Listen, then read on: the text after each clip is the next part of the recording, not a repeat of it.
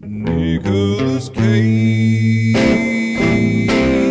So many movies.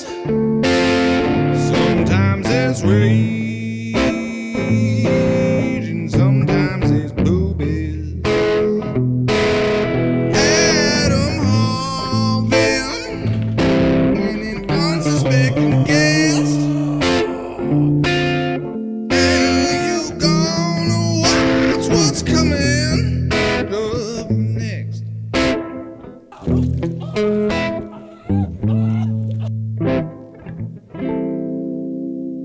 Bitches. Welcome to the Cage Against the Machine podcast. I am your host, Adam Harvin. Today's guest, Diego Gomez.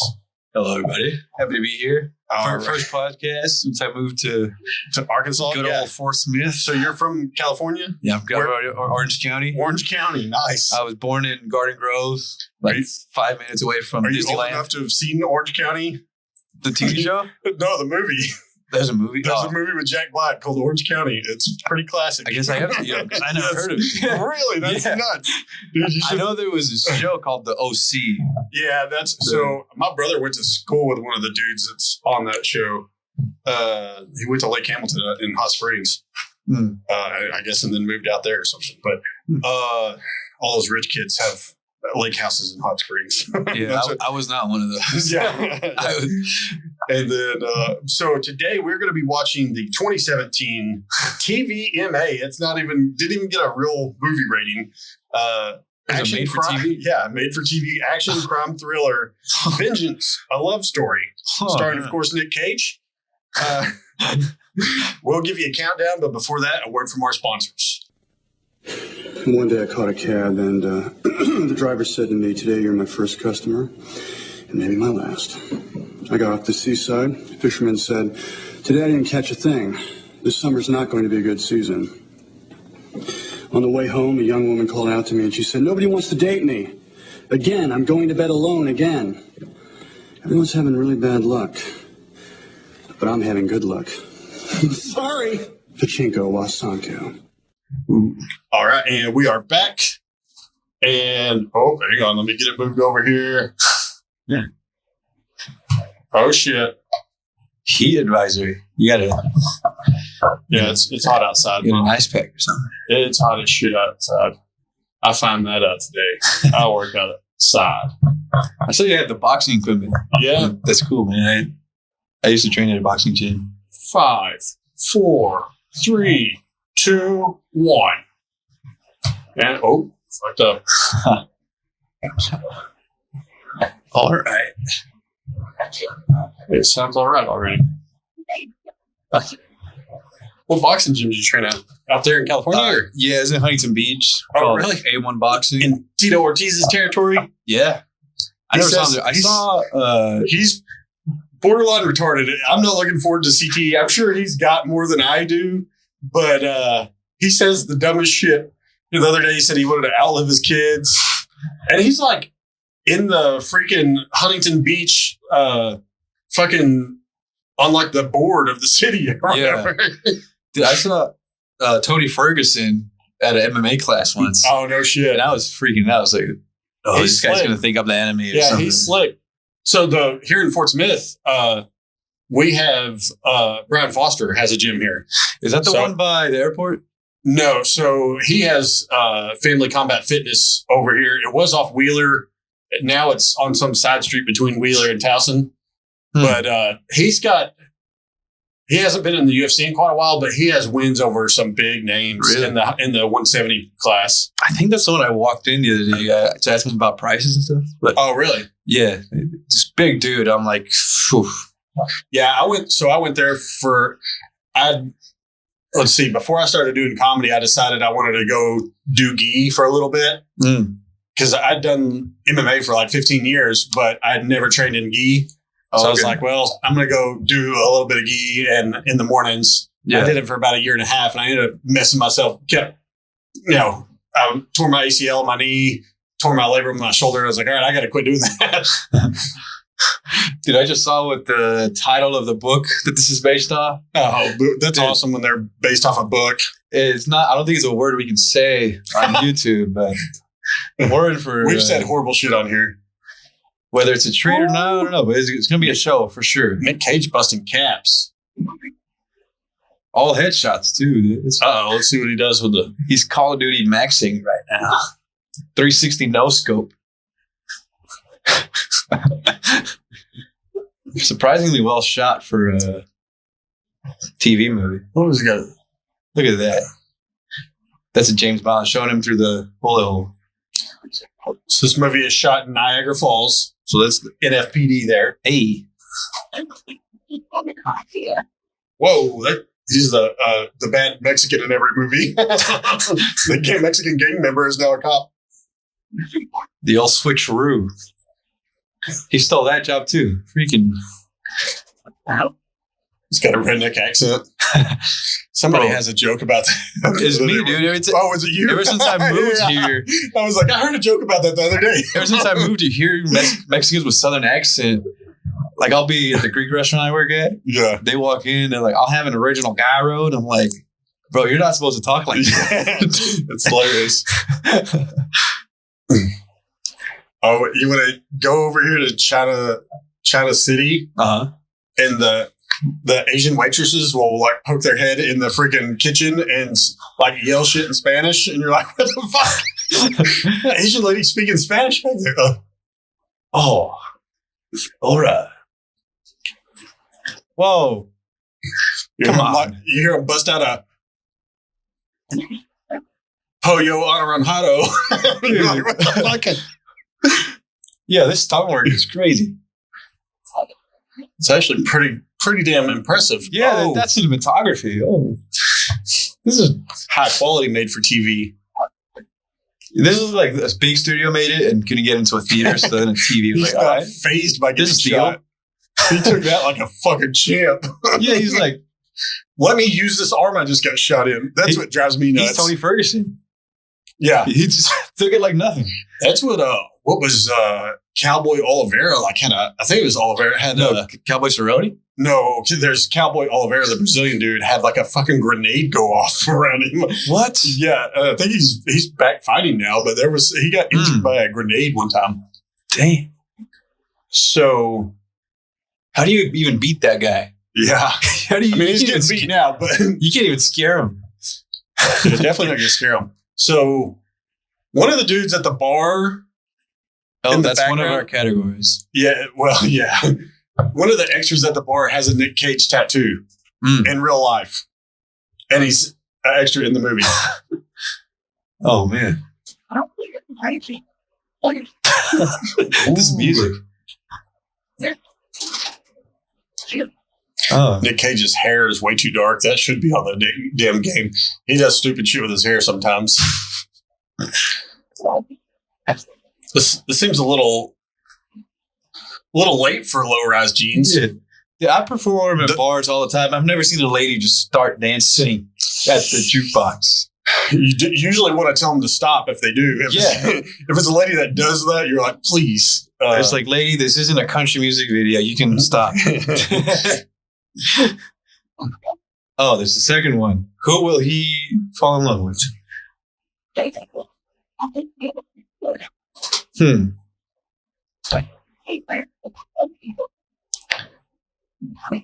Oh, her friend left her. I guess Nick Cage is the only option. She's just over here putting out the vibe. Yeah.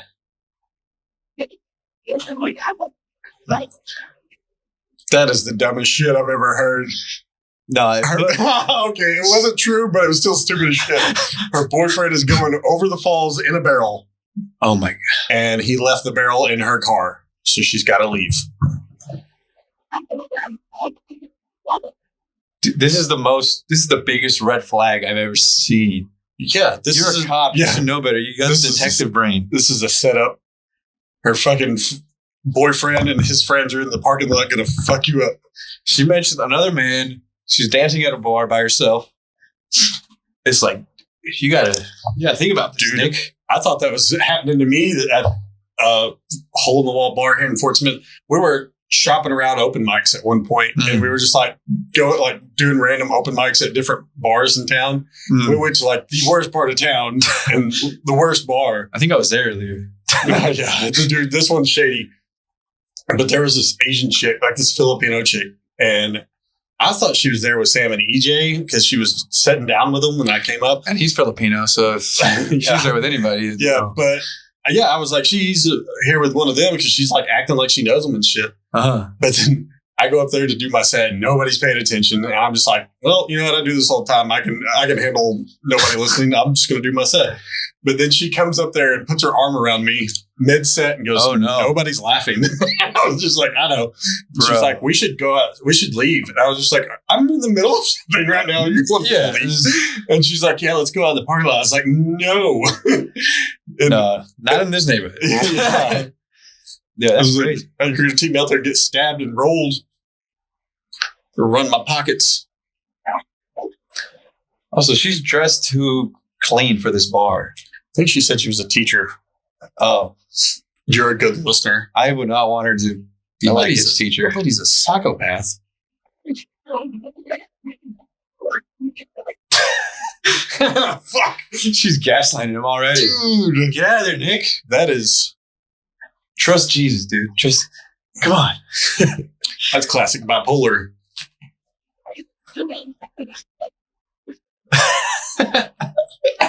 I think Cage is being sexy as fuck right now. Oh my goodness. I think he's doing the whisper. She kissed him on the cheek. Oh, and she called him my new friend. This is bipolar, mixed signals, so has a boyfriend. If you couldn't 3 tell, strikes, you're out. This is when Nick Cage gets in a lot of tax trouble and stuff like that. And he starts to do it. This is kind of where the idea for the podcast came from. Around 2017 to 2019, Nick Cage did a shit ton of terrible movies. He didn't say no. I wish Wesley Snipes did that. Well, he would have given us some bangers. Dude, he made a comeback with Netflix on the Kevin Hart movie. Yeah. Not bad. It's been a while. And he was in Deadpool. Right. And Wolverine. And I think they're supposed to be doing I think he's supposed to do a cameo in the new Blade or something like that. Because they're doing a Blade TV show, I think. Oh. Yeah, but he's not playing Blade.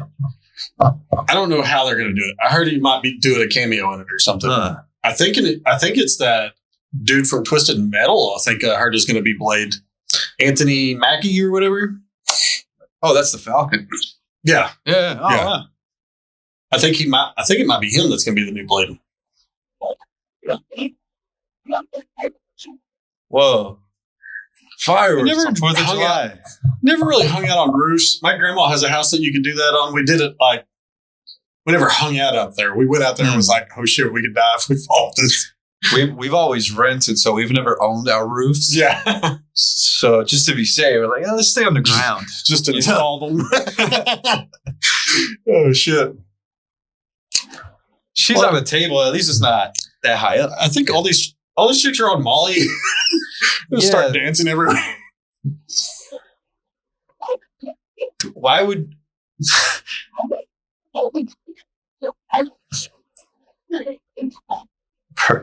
What a little pervert. He's starting young.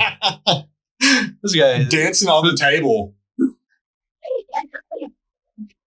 Of course she's a single mom.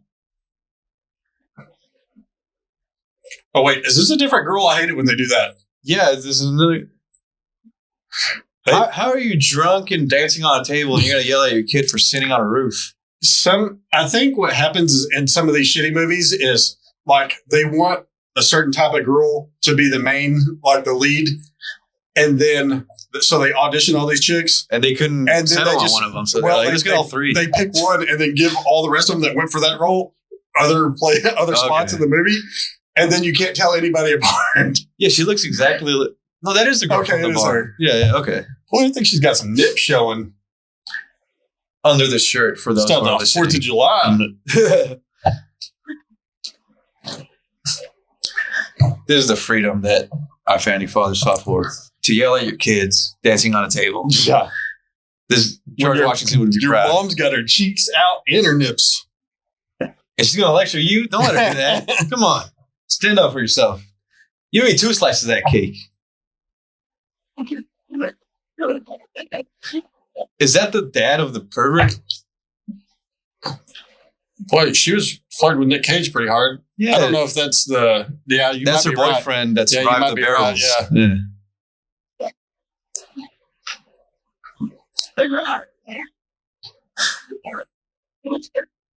Are they ever going to address that shooting in the beginning? Yeah. It feels like we just blew They did past kind of that. just skip over. They didn't have a hospital scene in between there. Yeah. Did the other guy die? He just walked it off. This is the first movie I've seen where the Mexican dies first and not a black guy.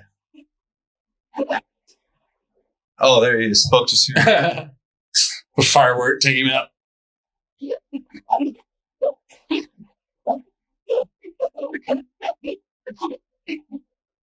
Oh, no. She forgot her silly string. How are you going to defend yourself? Oh.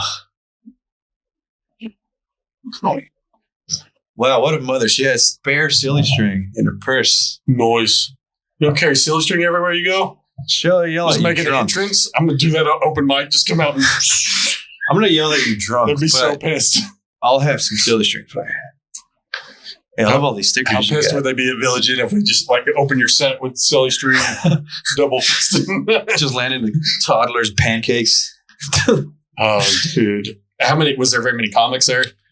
I was only like, I think 4 regular comics and a couple people that like just Went barely starting out, like Nice, first yeah. couple times. Was it that lady and her boyfriend? No, there was this Oh, God. lady with like crazy makeup. Ooh, I nice. thought cosplay was in town. Well, I thought last- Comic Con was in town. I Last saw week, her. a girl came in that just did burlesque. Like 2 of them came in. Yeah, I think it was the same Yeah, it was one. probably them. Yeah, Yeah. they had like crazy face paint. I was like, this is not the place or the time, lady. Oh, but what- this what- time she actually came with jokes prepared. So that Okay, was that's nice. better. Yeah. The college professor dude just gave us a lecture. Oh, yeah. Well, there's That- nothing they do better than Yeah, lecture. it's funny. An art teacher at UFIS, that's like a... Yeah. Getting a pep talk from an art teacher. Yeah. That's like a Bible scholar at a continuation school. That's what sucks is when if people come see you do stand up at a terrible situation like that, that's how good they think you are all the time. And you're like, Yeah. done a room full of 300 people last week, and I'm here at a fucking Village Inn clean open mic now. Yeah, I bombed at the Comedy Store. Now I'm bombing here. Yeah. Well, how? You've done the Comedy Store before? No, but I went to Oh. these open mics. It's like you may or may not get on, but Oh, yeah. I never got on. But yeah, it's a weird vibe there. It's, Is it? clickiness, a lot of Oh, clicks. dude, that's what. And I mean, I'm in no room to talk because I'm a nobody. But But yeah, it's like, I'm terrible. Be That's why real. I don't even apply to festivals and shit like that because I'm terrible. Like, I'll like go to the one person I know and talk to them the whole time at the festival. That's usually what I do. I'm like, I don't really like that. But when I moved here, I was like, I have to talk to everybody. Otherwise, it's be a weirdo yeah. that's like with no friends.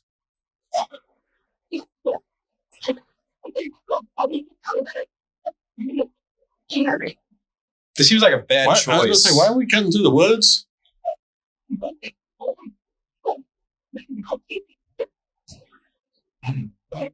So what's wrong? What happened with the dad? Did he leave him or did he die? I don't know. I don't think Or they both? haven't quite said yet. I'll give him a call.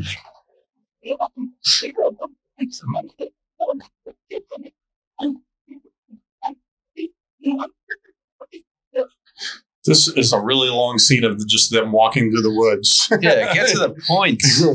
We're walk a little faster. It's like when a comic takes forever on the setup. It's like, come on, let's hit the punchline. Let's get to the part where they get kidnapped. Come on. Oh yeah, when a comic, I'm like, hey, I'm learning too much. Get to. I don't need to know all this. Is this a Cindy Sweeney commercial? Noise. Hey, shit, Did I looks call like, that or what? Yeah, that looks like Jeremy Beck. Holy shit, I think that's Nick Cage's son. Oh, Pretty sure that's Weston Cage right there. First sip.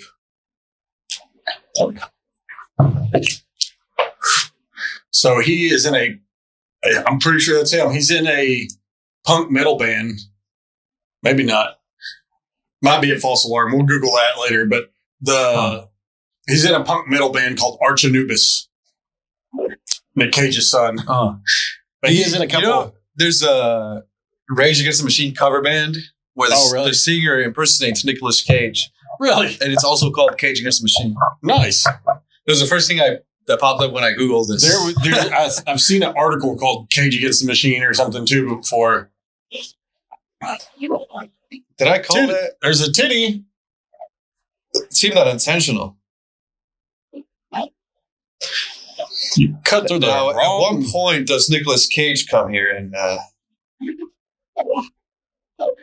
Oh, dude. Well, if we're going based off the title of the book this is based off. Sadly, I think I know what's going to happen. What was it? I missed it. It was the R word. Really? Not retard. Just that's the name of the book? That's the name of the book. Jeez. Yeah. Oh, no, this is terrible. This is like, have you seen The Last House on the Left? No.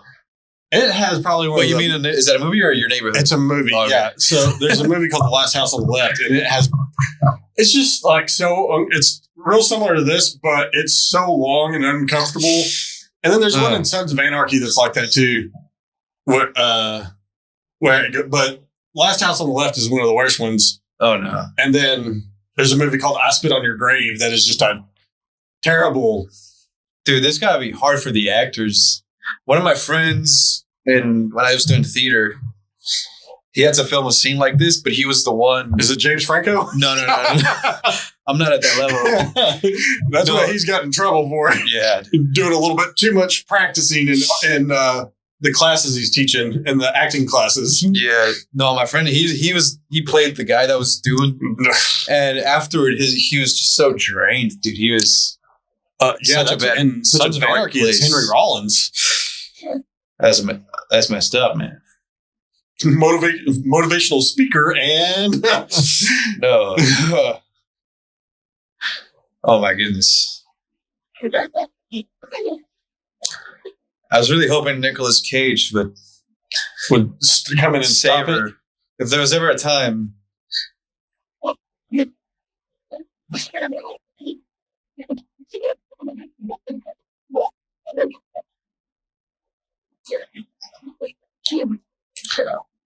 Let's really kill the mood.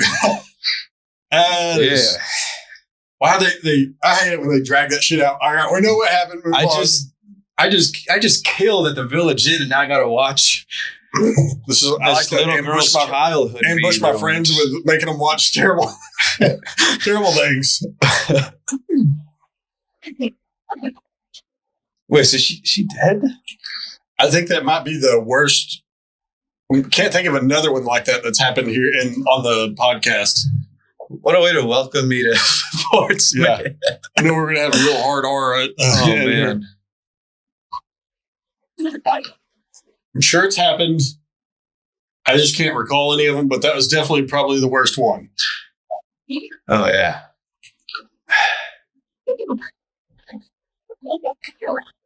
This is 2017. Nobody has cell phones. I need to drink the rest of this to forget what I just watched. I mean, I appreciate the director not actually showing it. Yeah. But it's still rough. Why is she wandering around in the street now? Well, she kind of has nowhere to go. Well, where's the... Oh, is it the daughter? Okay. Yeah. That makes more sense. Okay.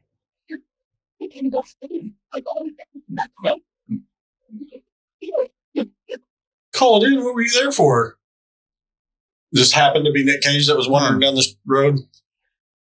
And the Mexican guy, did he survive? Or is this before?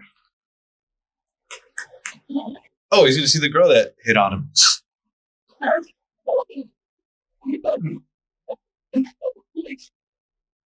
Keep your gun in there.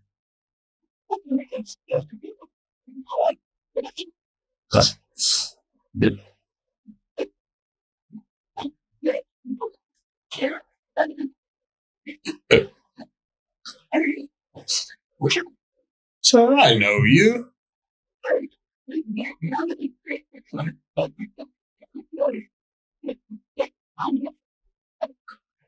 What an underappreciated actor. I know people kind of like to goof around him, but it is hilarious that so Nick Cage has won Razzies for like the worst movie ever, and then he's won like Academy Awards and Oscars and shit for like been nominated. Wow. You know, I heard this thing that whenever he's on set, he'll do 10 different takes of each scene, ranging from very subtle to very out there. And I might be spreading misinformation, but I did hear that from somebody. I mean, that sounds like it was like a film dude, like a cinema YouTuber that's talking about it. I'm like, huh. But well, there's been, and that might be because early on he almost got fired from his uncle a couple times because he would not stop doing stupid accents. And Peggy Sue got married. He just does this. You can't even identify the accent that he's doing. It's kind of like a Happy Gilmore, it's kind of like an Adam Sandler thing. And they're like, and the main actress almost quit because he wouldn't quit doing it. And he was like, it makes my character sound more interesting if I talk like this. Hey, she's alive. I hope. What?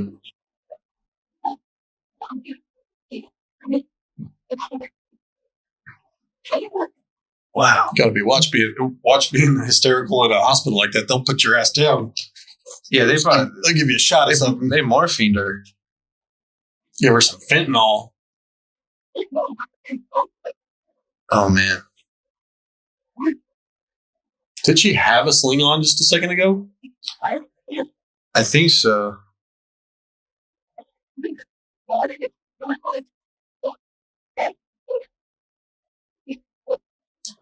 A little bit of Botox. Oh, that's the mom. That's her mom.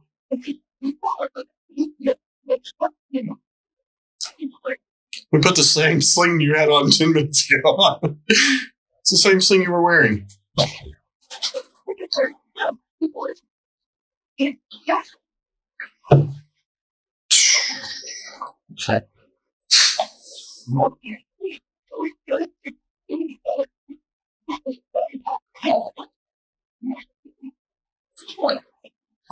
Grandma smokes a couple packs a day.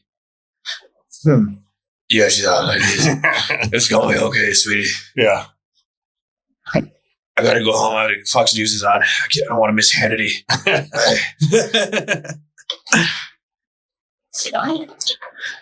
Oh, Gutfeld, he cracks me up.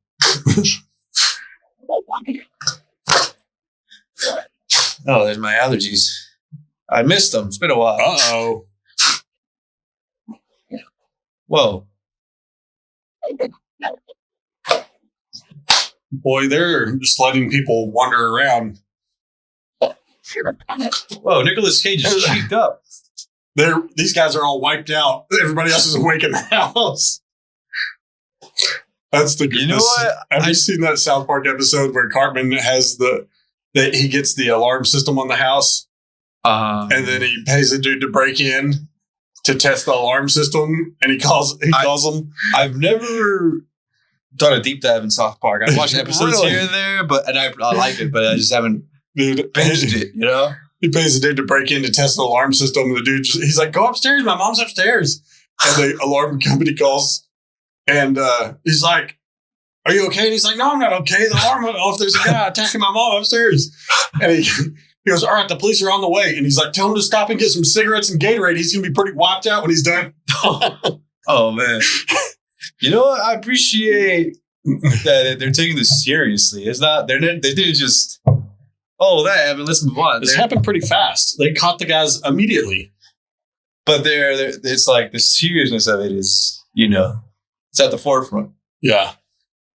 It's pretty dark so far. Like, holy. Fuck yeah.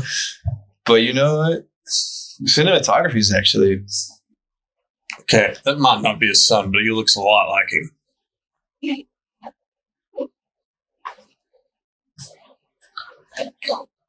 The guy from Greece on the far left. That's the guy from Vikings. Oh yeah, the little Jedi dreadlock. Yeah. The Padawan braid. I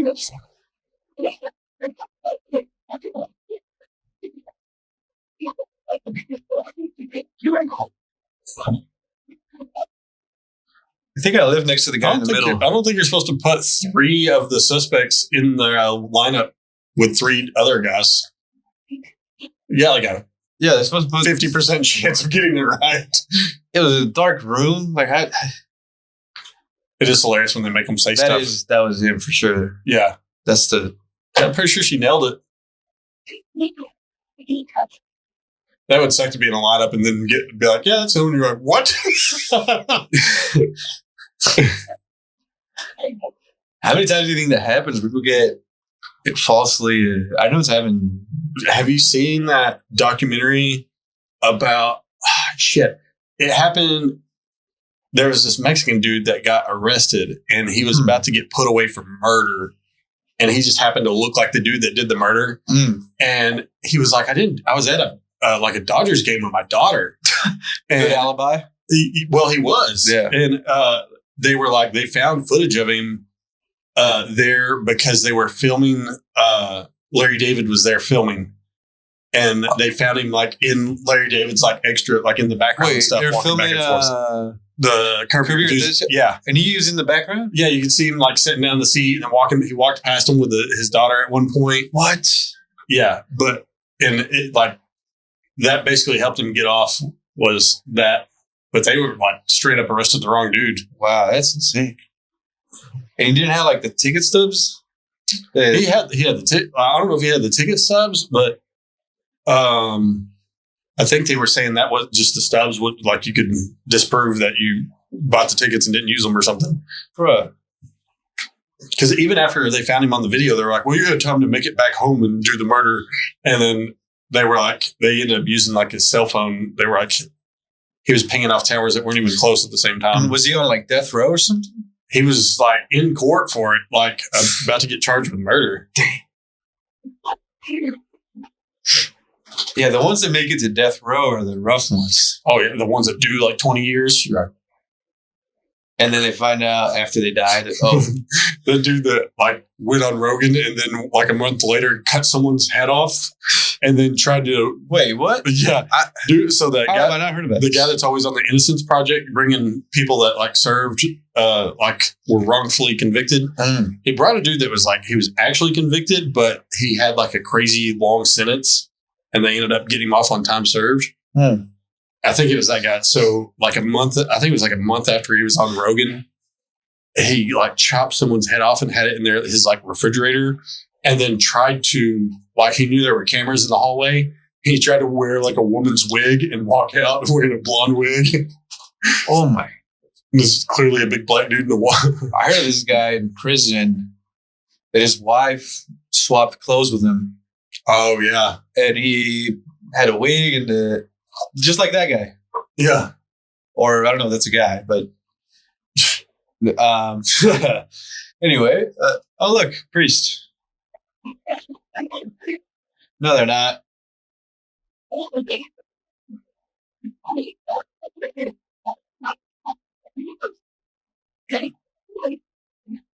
That's nuts.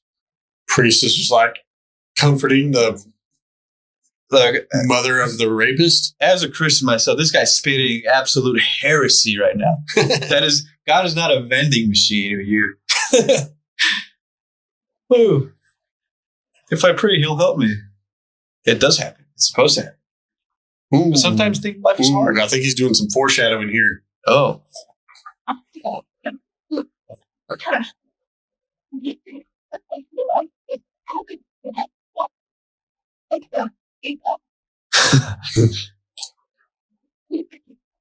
Got some pretty good lawyers for priest. I don't know how many times he's used them. Lord. Wait, what? What do you think those cases were for? 18 cases for the Vatican.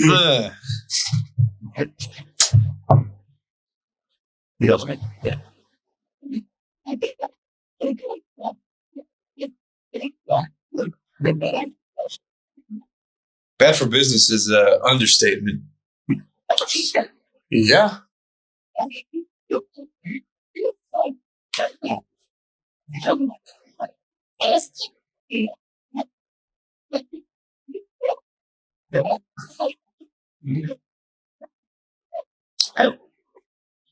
It's amazing how many movies are made every year that fly under the radar. Yeah. This one definitely went under the radar. It has a worldwide gross of $73,000. Wow. Ranking it in. Did you look up their Rotten Tomatoes score at all? Yeah, so on Rotten Tomatoes, it has no tomato meter. well, so it has a popcorn meter of 25%, which is what they call the audience score. So it's not so good. But it doesn't look like any of the critics actually reviewed it. That's the first one I've ever seen that has not been reviewed by a critic at all. Ah, shit. I got the backup camera on. I don't know why this one went on.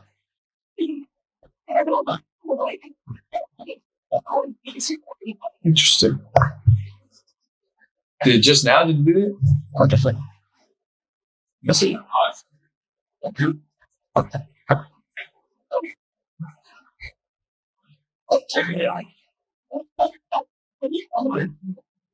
There ain't no reason for it to.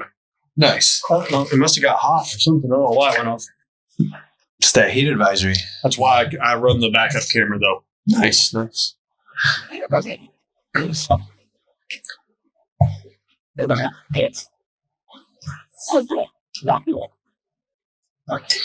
He plays a lawyer. Is this going to be a courtroom drama?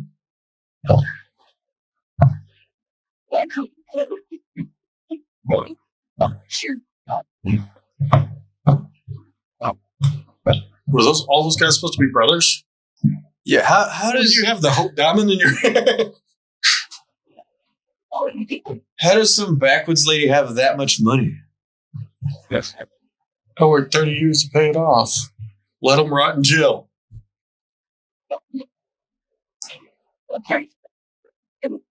Oh, they're going to let one of the other guys take the fall.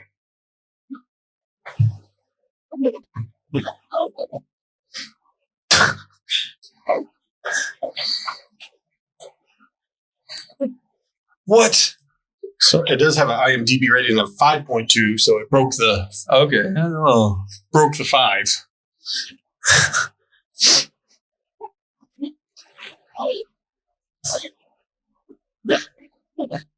This guy's gonna suck that guy's dick. What can I do?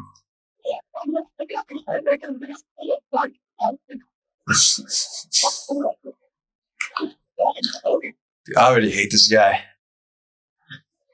It just depends on how you tell the story. But he's gonna lay it out with his pink tie. Oh, that's why the book title. So it had the word, and then the subtitle was a love story. Yeah. Oh, that's wild. Yeah. Yeah. Now it makes sense because this guy's going to twist. He's going to twist it. Yeah. I freaking hate this guy already. 2 minutes on screen, I'm already praying on his downfall.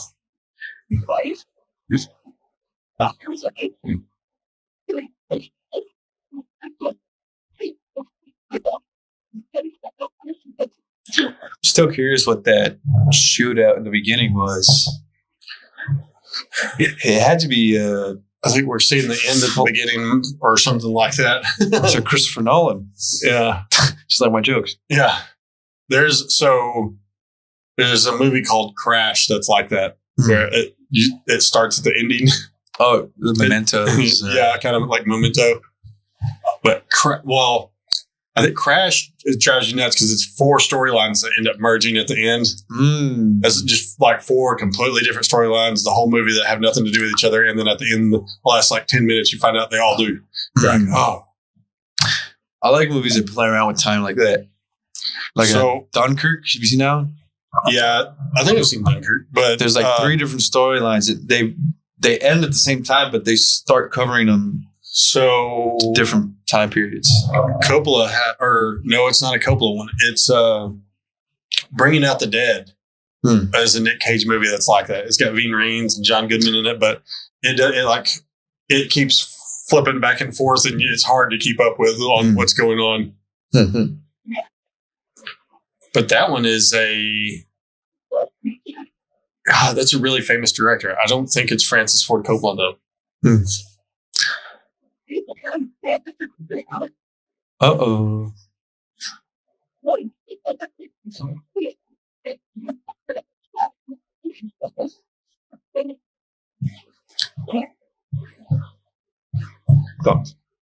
There's like some scenes here that like were very terribly written, and there's others that I'm like, this is good. It's a weird mix. Got a cat. She's on a lot of pills. I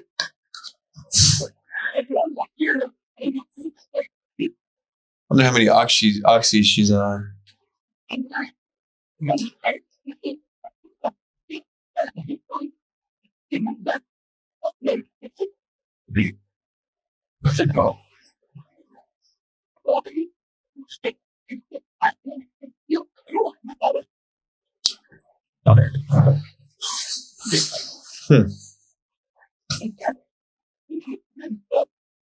I like how they really went out of the way to do that. Like, hey, make this a cat lady's house. Yeah. And there's cat food in the back. There's all kinds of cat decorations. Oh, man. That's a big ass lava lamp. There's just a random picture of a cat that's not that cat. It may be. Let's see. It flashed pretty quick, but I don't think that was the same cat. How are you a cat lady with only one cat to commit? Now, something happened to the one in the picture for sure.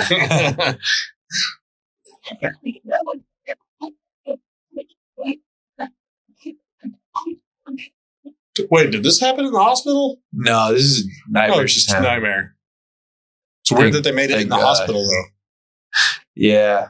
Or it looks like it anyways. It was.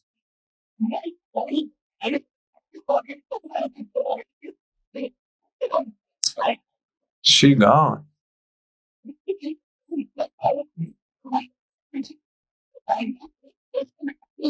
I think we talked about this the other day, but on podcast, I always ask the new guests what the first Nick Cage movie they ever saw. It's probably National Treasure. Yeah, that's what I was thinking. Pretty much everybody your age, it's like National Treasure, which is crazy. I mean, I know it's the most famous Disney movie that he's done or whatever. Up until that point, I can't think of. Other than that, I've only seen like scenes from other movies. Because that's like 05. I've never misfound anything. Not once, not one time.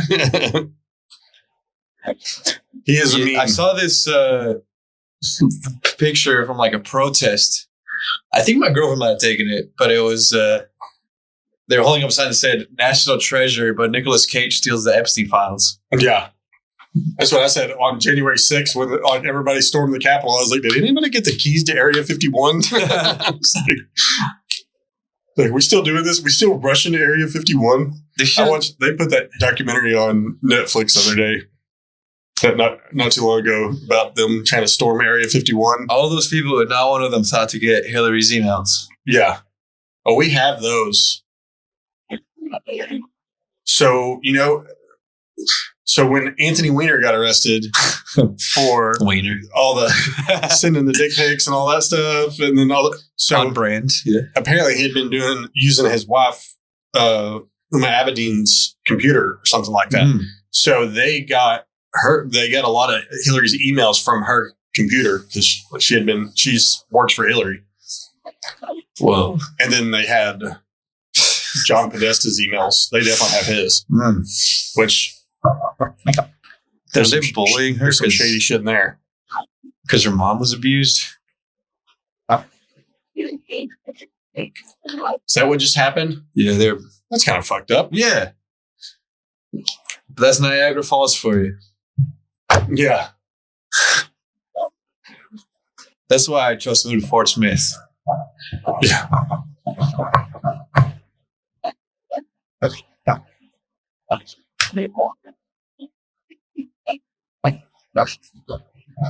I think she's supposed to be an incompetent lawyer. Yeah, she's gonna screw this up. She's got no shot against that. She's gonna screw it up. That dude's a shark. The other guy's evil and smart. She's good-hearted, but A little light in the brain department.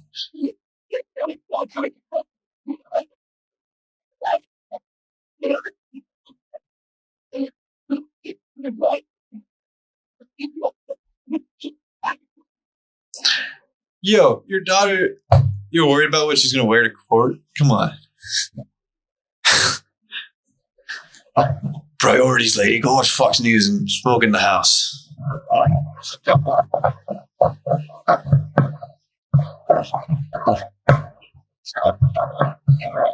I just subconsciously made a Shane Gillis reference while wearing a Valley Forge shirt.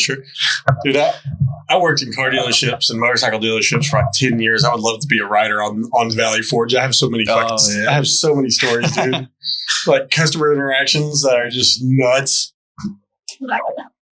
It's, dude, I've had so much shit. I worked at a Cadillac dealership when the haptic sensors first came out and like the Escalades and stuff, to where like if you start drifting over in the lane without using your turn signal, the seat vibrates. Oh. And this lady came in and she didn't know what it was. She was like, my seat vibrates all the time when I'm driving down the interstate. And I was like, are you not using your turn signal? And she goes, no. And I was just like, I was like, yeah, it's your haptic sensor in your seat. It's just because you're not using your turn signal when you're crossing the line. Yeah. And she goes, oh, I might hit somebody head on because that feels good. Oh, wow. It's just like, holy shit. Dude, this is an old lady. And then I had this, when I worked on Can-Am Spiders, the ones that have the two wheels up front and the one in the back, I used to be a mechanic for those, and they used to have me like go over them with the customers when they bought them to teach them how everything operates. And there's this dude, a lot of disabled people buy those because they don't have all the hand controls on the automatic ones and stuff. Well, this dude I think he has both arms that are like underdeveloped where they like stop right here. And I'm going over and I was like, this button does this button does this. And he goes, where's the hand job button? And I was just like, holy shit, dude. This guy. That dude's a zookeeper. He takes care of the camel at the zoo. Oh. At least it's not the chimpanzees. We called him Camel Dan. Freaking, I used to work at the Costco tire shop for like 3 months. I sucked at it. But Shane Gillis, if you're watching, all the fans, please send this. Because this, dude, my manager, the way Costco gets their managers for every department is they just have to work at Costco before. They don't have to have experience in what they're working with. Right. They just have to be a manager at Costco. So they got this guy who had never worked with cars before to be the manager of the tire shop. Yeah. And he forgot to torque down the tire properly. And all the wheels fell off on the freeway while they were driving. The whole family was in there. Jeez, I've had techs do stuff like that before. It is wild. Hey, Costco, how about hire competent people? Dude, I don't. Paying people to change oil these days is like nobody wants to work that hard for $10, $11 an hour anymore. Dude. Well, change oil is easy though. It is, but you're like all dirty and nasty when you get done with work and stuff. And it's usually hot. Yeah, but I think 14 is minimum. I was a manager at that place, and when I first started, I had two dudes that were clearly on meth and would like just no call, no show all the time. Yeah, and just one disappeared for a week and a half one time, and then when he finally called, he was like, "I guess I'm fired." And I was like, "Yeah." Think so, bud. Courtroom drama began.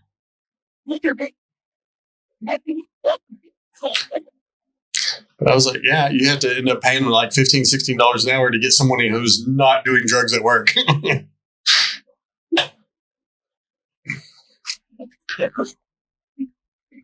I think below $15 an hour, you're allowed to be on drugs at work, though. Here comes this asshole. Look. Oh no. We're going to skip a bunch of processes. It's always a sign of a good movie. Yeah, let's take shortcuts. We're going to end this with the initial hearing. Why are witnesses at the hearing? Yeah. This guy wasn't even there. Oh, wait, he found the dog. Dude, his hair is spray painted black. That's like jet black. That's like the paint you get at Home Depot black. In Willy's Wonderland, his beard looks like it's spray painted on because it's so black. Garth Brooks does that too. Oh, Garth Brooks is an insane person. Dude, did you see where one of Segura's fans like made a chart where so I guess here recently they did a chart that was like every concert that Garth Brooks has ever done, there's a missing person from that town. Yeah, I've heard of that. Yeah. I heard his producers went to the concert and they came out on the Jumbotron and they held up a sign that said, "Where are the bodies?" Yeah. I used to love Your Mom's House. I watched it for years, for a long time. And then it just got to a point where it was when they started getting rich. That when they get rich. So he was, and that's every comedian. So I can't fault him for that. But there was one episode that he was basically just bribing the producers to do a marathon or some shit for an hour. And he was just like, "I'll pay you $20,000 if you finish this marathon and under this." And they're like, "No." And it was just them negotiating that. The dog. And I was just like, dude, this a whole hour of you just negotiating your producer to do stuff for money. Dude, my favorite era of that show was when they couldn't agree on what the intro should be. Yeah. And so they had every producer make one of their own. Oh, yeah. And then Josh Potter, who's a very good comedian on his own, he didn't have any audio files, so he made it all with his voice. Yeah. He's like, "Where is Randy?" really phoned it in. Don't bring anyone's mother into this. Yeah.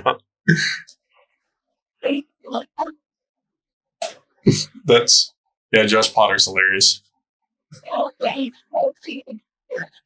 It is fun going to the comedy store just to hang out because you see all these people that you look up to. You watch. They just walk past you. Some of them say hi. I was supposed to open for Bobby Kelly here in Fort Smith at the Temple, and he ended up canceling the show because they didn't have enough tickets sold. Dang. So yeah, that would have been nice. Yeah, and that'd be the first time I've ever opened for a comedian that I knew ahead of time who it was. Yeah. And actually like watch their podcast and stuff. I opened for Matthew Broussard, who is freaking huge now. Yeah. But he's probably the biggest name that I've opened for. He was in that Tush Push sketch at the ESPYs. He was a writer on the ESPYs. Oh yeah, yeah. But he was also in the sketch. I didn't realize he was in. Yeah, I didn't watch the whole ESPYs. I didn't know he was in a sketch. He was like the quarterback, and Shane was like, "He's gonna ram into your butt." I think his wife or fiance is like an Olympic swimmer or something. Oh really? Yeah. I think I saw a clip where he was talking about that. Yeah, he has some jokes about it. Yeah. Have you ever been out to LA? Like for any? No. So I have a lot of vacation time. I'm want to get some money saved up and use a little bit, like a week of vacation to go to like New York and Austin and Nashville and LA. Like, if you ever go to LA, I have friends. I don't know anybody in the LA scene, but I have a lot of friends in like Long Beach and Orange County, so I can probably get you booked on some. Yeah, that'd be nice. That's what I'm hoping for. Is just like I'd like to. Not worried about making money. Just get on some shows and not just go do a bunch of open mics for other comedians. Because that's what Sam and EJ went to Austin, and they said there was a lot of that. Like they were doing open mics to nothing but comedians. And you're dude, that's the worst, especially in those big scenes. Because what happens is everybody is focused on their own set. Yeah. So they're not listening to you when you're up there.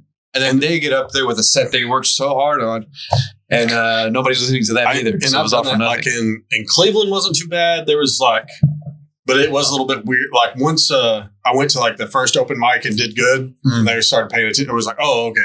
And then so when I went to like all the other open mics and saw some of the same comics there, they would actually pay attention a little bit. You know what scene is good about that though? That I went to New York once, and I was expecting this is a big scene, there's a lot of competition, that it would be like that, but people were actually listening and like giving you tags and stuff. Yeah, so, well, like you go to Northwest Arkansas and do open mics. There's usually a pretty good audience at the open mics. Oh, yeah, they're great. And then a lot of the comics will be paying attention. Not all of them, but a lot of them will be paying attention. And yeah, New York is the only big scene I've heard of that's like that. That was when Nick Farrell did Kill Tony. Oh, he did? Yeah, and he kind of Kill Tony was like trying to shit on the Northwest Arkansas scene a little bit, and Nick was like, actually, it's better than here in Austin as far as like he's like straight up. Yeah, he was like, yeah, I forget exactly what he said, but basically he was saying that like in Austin you're just doing it for comedians, and Fayetteville we actually got crowds at open mics, you know. Dang, I mean he's not wrong. Yeah, Fayetteville is an awesome city. Nomads used to be badass like probably 3 or 4 years ago. There'd be like 30 people in there, and you'd have like 20 to 30 comics on the list every night. Or on, I think we did on Tuesdays still back then. I think now there's like around 20 that go to those mics. Yeah. From what I've seen. Yeah. But there would be at least like 10, 15 regulars. You would see the same people in the crowd almost every week. Oh, that's awesome. Nothing kills those more than comics just repeating material, though.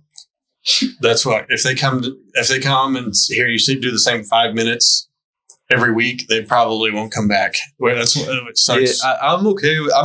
I think if you're developing one, I think you should develop the same set to make it stronger, but you got to throw new ones in there. I usually, I'll do that, but I'll do the same set at different open mics. I won't go back and do this 2 weeks in a row. I won't go back and do the same joke 2 weeks in a row unless I'm really trying to like develop. But I usually take it pretty well written out and in form on before I go on stage with it. Like I know exactly what I'm gonna do before I get up there. I feel like people have to come up with material faster here because there's less mics, so you have to take advantage of the time that you have. One thing in Fort Smith, most of our mics that we've had in the past, we were doing 10-minute sets. So when I first started doing comedy, right off the bat, we were doing 10-minute sets.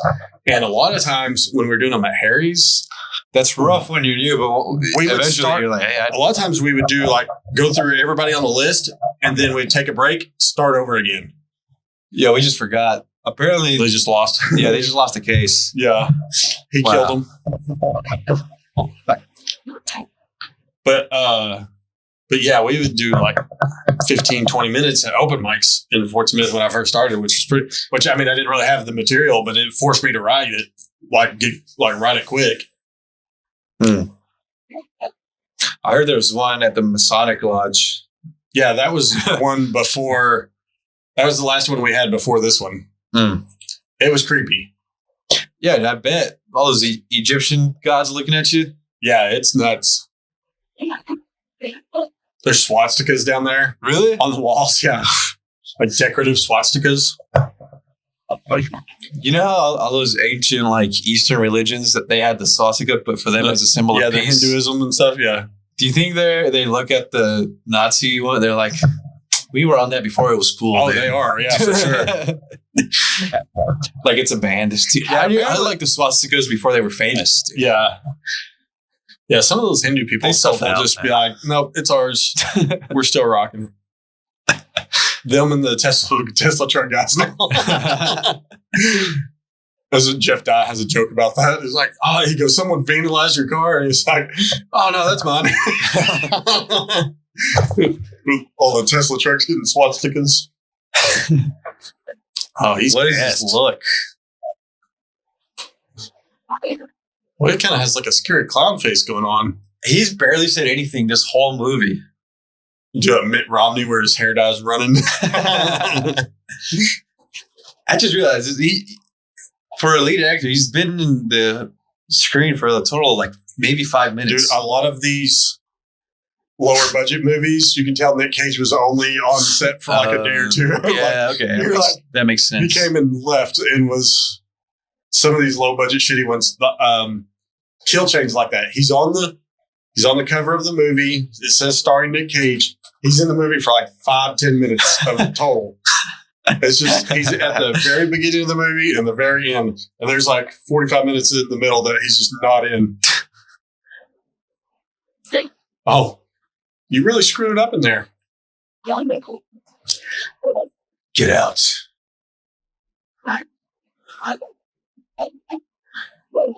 He kind of looks like a cat. Yeah. Did you see Shane Gillis look to her? Did you see Shane Gillis talking about that plastic surgeon that's fixing all of everybody's like bad plastic surgery?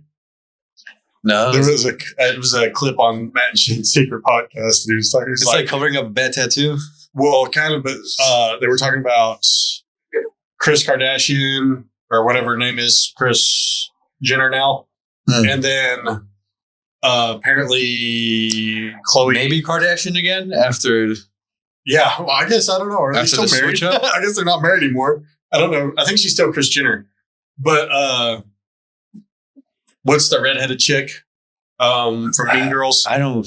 Oh, Lindsay Lohan? Yeah, she got fixed. Like, she got her plastic surgery, like, it looks way better now. Here's an idea. Call me crazy. Just get old. How about don't get it in the first place? Yeah, just get old. That's what, what's her name from Halloween's doing. She's just getting old. She stayed looking good for quite a while, though. Yeah, that's age gracefully like a normal human, like a good American.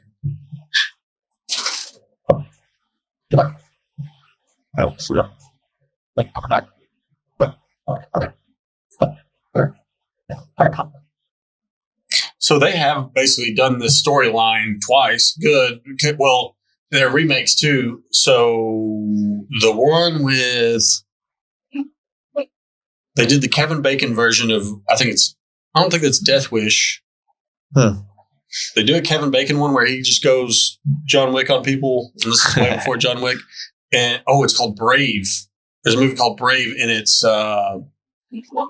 it's a very famous lady actor. I can't think of her name. But she, like, her husband gets murdered in the park while they're walking in the park. And then she just starts wandering around at night with a gun. And, like, anytime, like, someone's getting assaulted or anything, she's just, like, vigilante, starts shooting people. It's a really good movie, though. Wow. Dude, this is one of the wildest movies I've seen. I just, like, I hate going in public in general. Why is she still going out to bars? I know, that's what I'm thinking. It was like, is she just sensitivity training herself?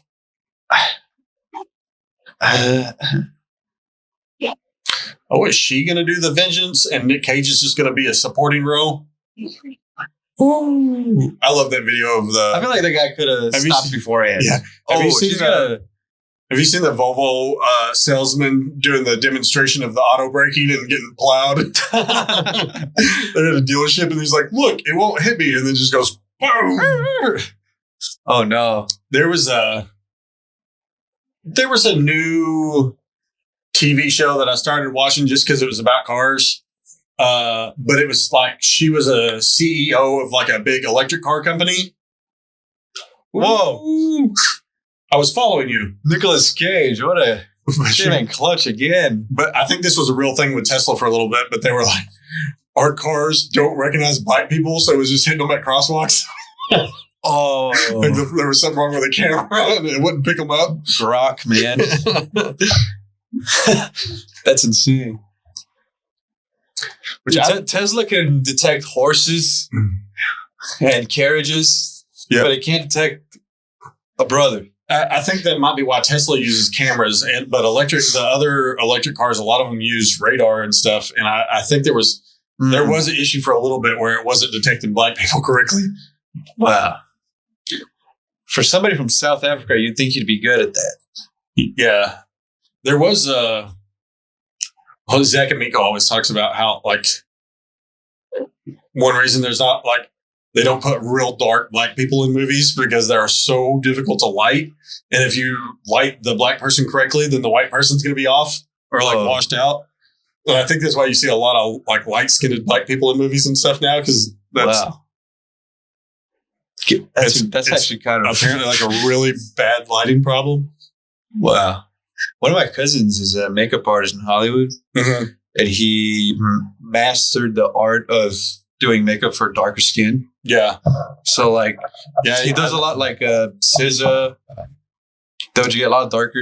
Yeah. Like, he does her makeup and he's if you plan for it correctly and like, it turns out fine, but then there's a lot of lighting crews and stuff apparently that don't know what they're doing when it comes to lighting black people and stuff. And it just turns out they just look like shadows everywhere in the movie. Oh, man. Or you can see the black person, the white person looks like they're glowing the whole time. Tiger Lily. Like that the shirt. Bernie Mac joke.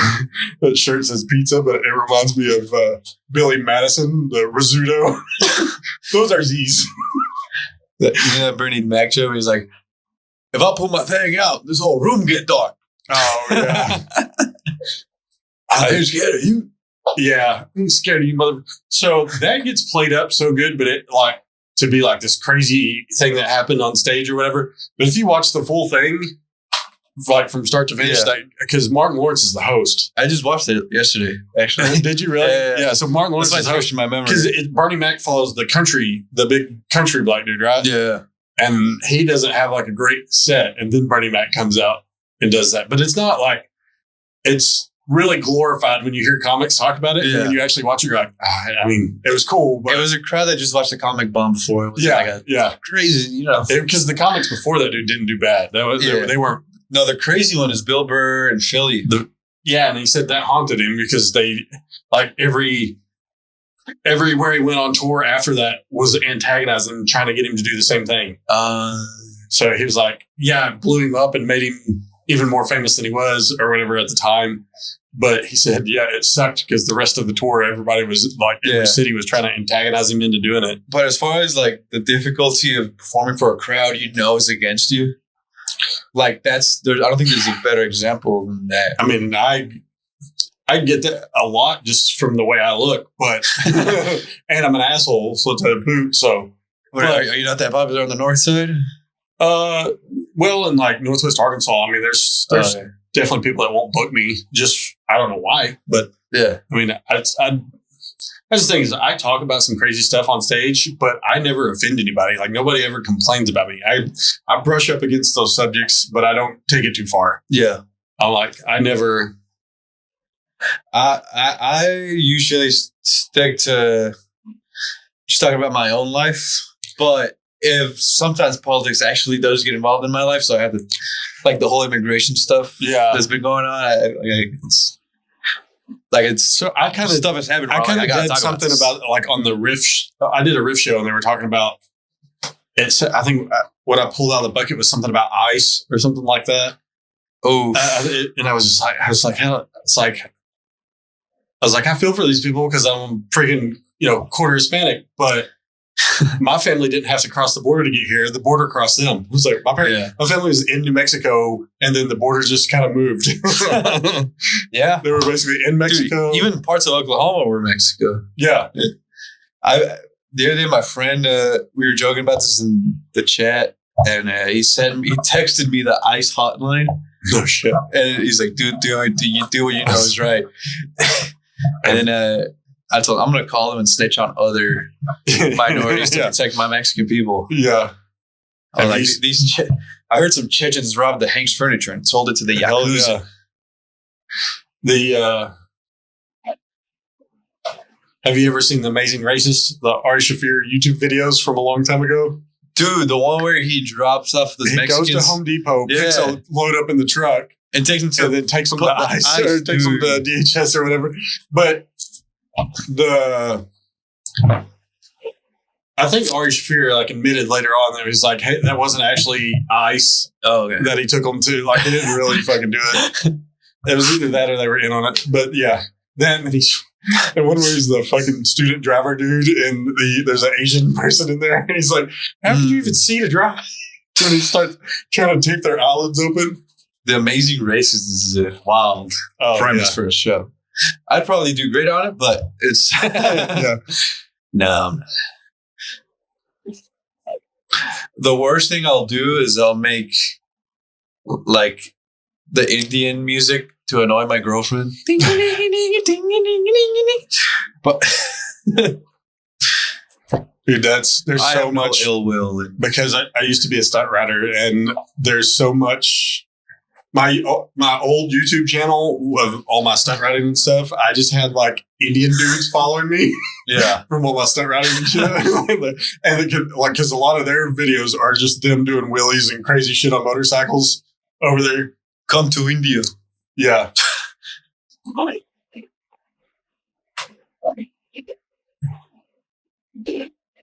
Oh, that was your boyfriend. Oh yeah, he's gonna fight him. This dude looks like he works at a carny or at a carnival.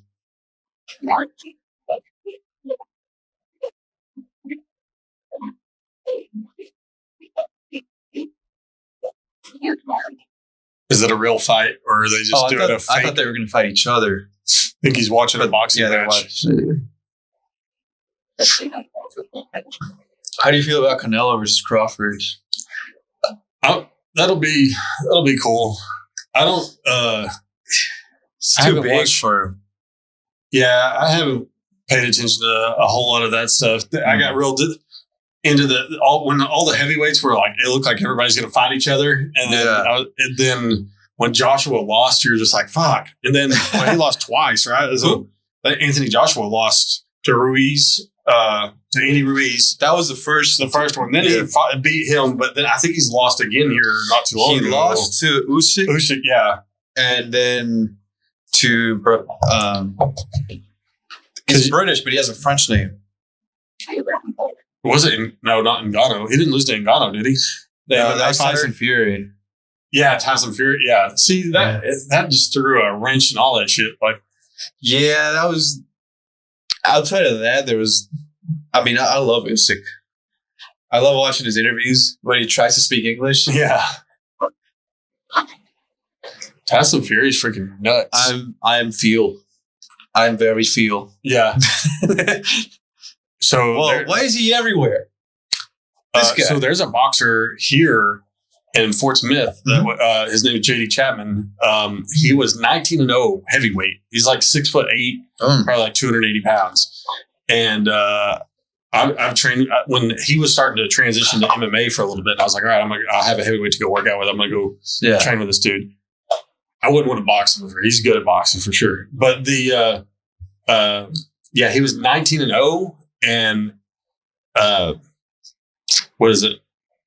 Don King bought out his contract so he wouldn't fight anymore. Which is nuts that you hear that even goes on in boxing, because there was a black dude that was British, and dude, they just paid him not to fight, paid him millions of dollars to just quit boxing. Oof. Like they do that. Like if you're about to come up and ruin the career of one of their fighters, they'll just pay you to stop boxing. Oh. Did he just shoot the boyfriend? No, he shot the... Nick Cage did. He shot the abuser. Stay back. I like how when Nick Cage brings his own like $3,000 shoes. And he does too. Like he'll be wearing a wild jacket in some movies too. You're like... This is so funny. Internal affairs. I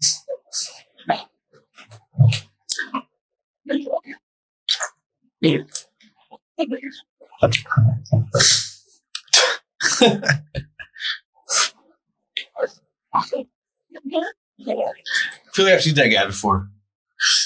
It was kind of familiar. Desert Storm. That's funny. They do that, and is it School for Scoundrels? That movie, the dude that was like got PTSD from going to war was in Grenada. Didn't it last 3 hours?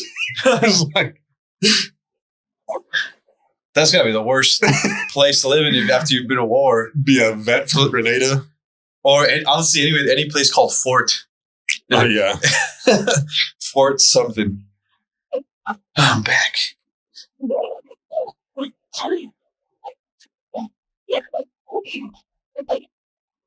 Always got a taste for it. Divine rights, baby. Got a taste for killing. Divine justice.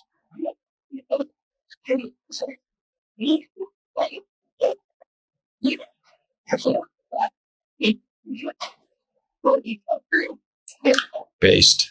Private meeting room. Yeah, you better turn off that recording. I wonder if the people who made this movie, while they were working on it, they thought this is gonna be so good. This was a passion project for somebody, and I hate to make fun of it, but it's like, you know what I mean? Zach Amico always talks about that. It's like what makes a good bad movie or whatever is when they don't know they're in a bad movie. Everybody's just going really hard, thinking this is going to be awesome.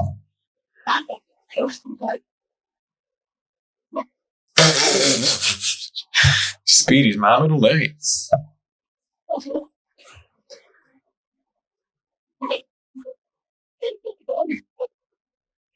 That's the judge that was sending juveniles to that prison. Is that Egypt? No, that's Trevor Carry-On from Tulsa. Oh, okay.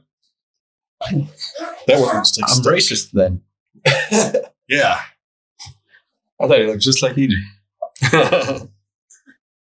EJ, I don't have one of EJ stickers, but there for a while, EJ was sticking them on the gas pumps around town. You just like pull up to a gas pump and be like, oh, it's EJ.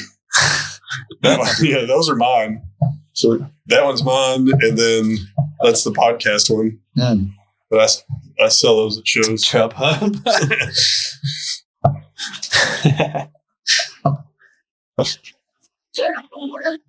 I want to do one that's like a propaganda poster.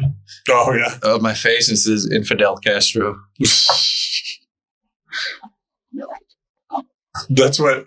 It got even worse when at the last open mic. It was me, you, Nick, and then after my set, AZ showed up. I was like, "You look like a sleeper cell." It's just vaguely Middle Eastern dudes, just like a different array of Middle Eastern dudes here right now. I wonder how suspicious the manager was getting. Yeah. So what I told him was that if we had backpacks right now, y'all would be nervous. They wouldn't even let us in. I have a joke that I haven't really developed yet that I wrote it a few different ways, but it starts about how much I love self-checkout. And I was like, the other day I was behind this nice Middle Eastern guy that was just buying a couple pressure cookers and backpacks. And basically how you can buy murder kits at self-checkout now. Nobody gets alarmed. I mean, this is America, man. You can buy all the ingredients to meth at Walmart. Yeah. Or Dollar General if you're on a budget. You get a little nervous if you start buying too much Sudafed. Rat poison. All right.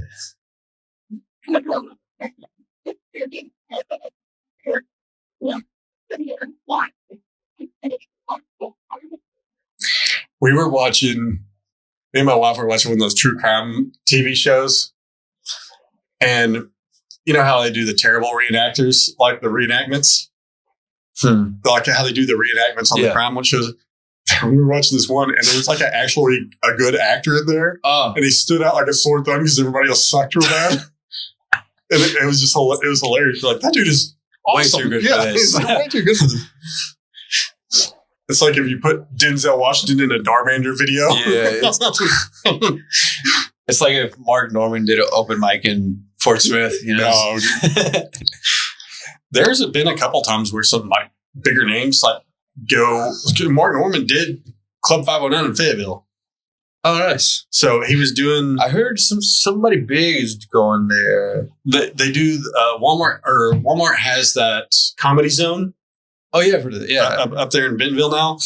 And I think Mark Norman, he was either doing the AMP or Comedy Zone. He was doing one of those Walmart venues, and I think Raj got him to come over to Club 509 and do a set. I don't know if he did a set or not, but he came over there. Nice. It's Mark Norman. I assumed he did a set.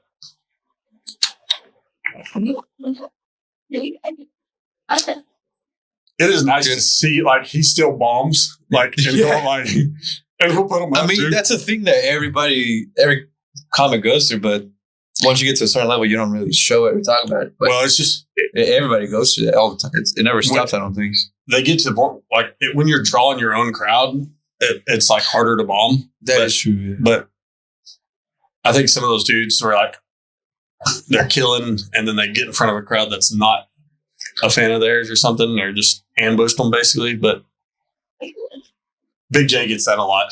Big J Ogerson. He's like, how many of y'all just came to a comedy show and didn't know who was up here? And they would like raise their hand. He's like, oh shit. Dude, I used to work at the Irvine Improv.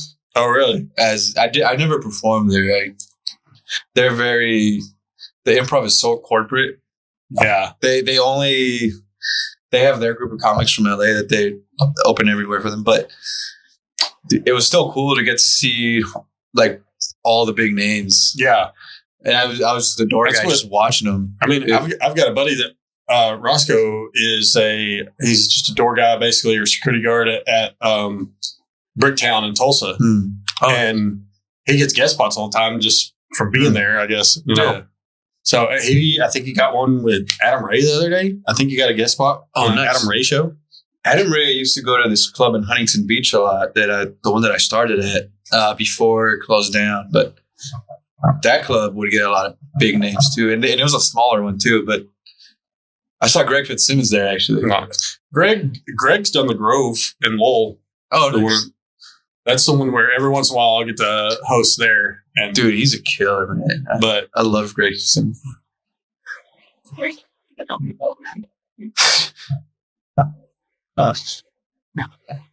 feel like that guy is actually a good actor. He's like he plays the dumb guy really well.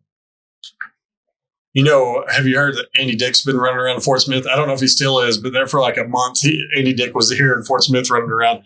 He had a show at Kincaid's. Wait, who's Andy Dick? Andy Dick he was on News Radio with Joe Rogan. Oh, yeah. He's in like every Pauly Shore movie. Okay. He's in the Army now. Uh-huh. And Old School, he's the one giving the blowjob lessons. I haven't seen that one. You haven't seen Old School? Really, dude? I got to make a list for you, dude. I was sheltered little Catholic boy. Oh, man. I was a terrible Catholic kid. Luckily, motocross happens on Sunday, so I didn't have to go to church a lot. Oh. But if I wasn't racing, I had to go to church. Mm-hmm. You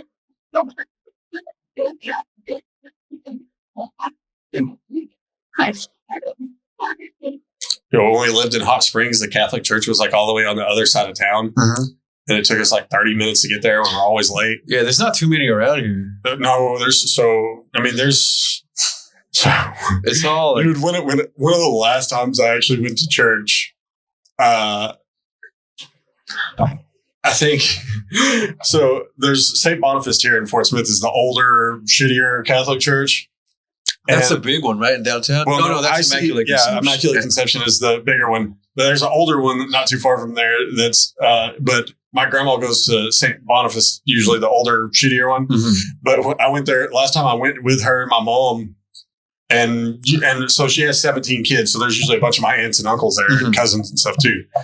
But we sit there, and the priest had just had a stroke and came back. You could not understand a word the dude was saying for an hour straight.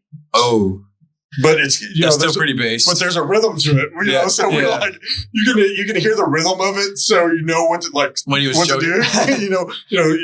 When you have to kneel or stand or whatever. Like you just know instinctively because you've been to so many masses. Like it's okay. Yeah, it's like a dance. But I was just like looking around, and like, are we pretending we understand this dude right now? I'm Orthodox, and there's like from here to Rogers, there's only like 3 Orthodox churches. Oh, really? Yeah. But it's shout out Father John,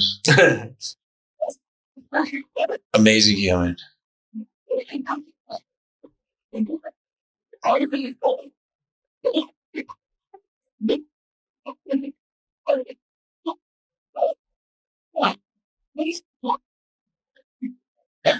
Wait, did Nick Cage just shoot the other guy, or did they shoot each other? Definitely kept the first one.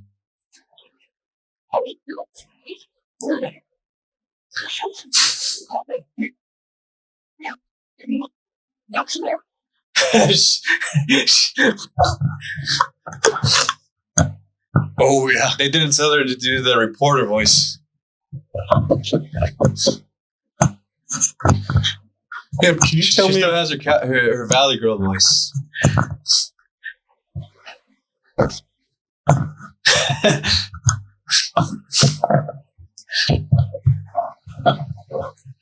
You know what this movie reminds me of? You're part Mexican, right? Yeah. Did you ever grow up watching any Spanish things, or no, not really? Just so or anyone in your family?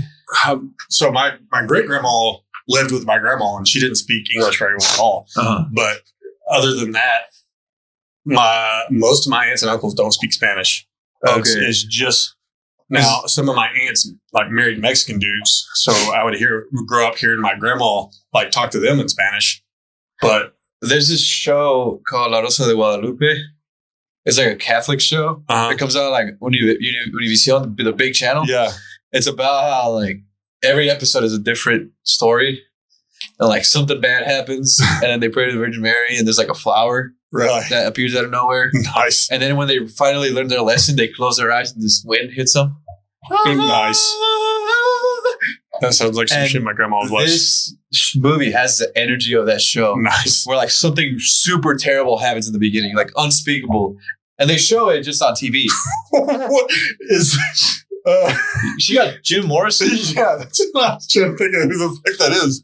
This is and then a cross right next to crucifix right next to this lady is unhinged. But anyway, this movie it's following the exact same beats as that show. It's kind of weirding me out a little bit. That's a weird thing too, is like when I talk to like younger Mexican dudes and stuff like that, and I'll make a Menudo reference, and they don't know what the fuck it is. And I'm like, well, they're more like Puerto Rican or something. Well, they are Puerto Rican, yeah. But still, they were huge. I mean, they were huge in South America and Mexico and everything. Yeah. And then you find out that the fucking dad from the Menendez brothers was involved with Menudo. Yeah. That's sketchy. Yeah. That was, and I didn't realize Ricky Martin was in Menudo. Oh, he was. And he got with his nephew. He got arrested in Puerto Rico for banging his nephew. Got arrested for incest, I think. Yeah, the fame will mess you up, man. If you don't know how to handle it. Oh, I mean, I think all those dudes at Menudo were getting molested, basically. That documentary was pretty rough. I never watched it. I knew some of the story. It was probably from the dude from the Menendez brothers, or dad. I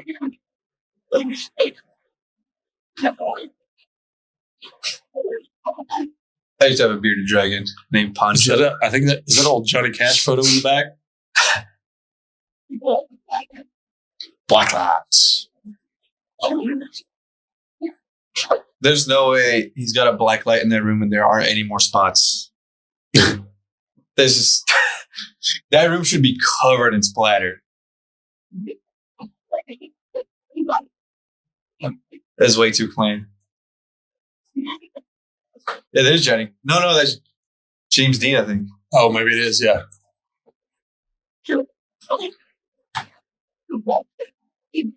Have you watched the new Jim Jeffries special? It just came out a couple days ago. No, I don't really watch new specials anymore. Yeah. He shits on Johnny Cash for like 5 minutes at the first of it. What? Yeah. No. I love Johnny Cash. I hurt myself today.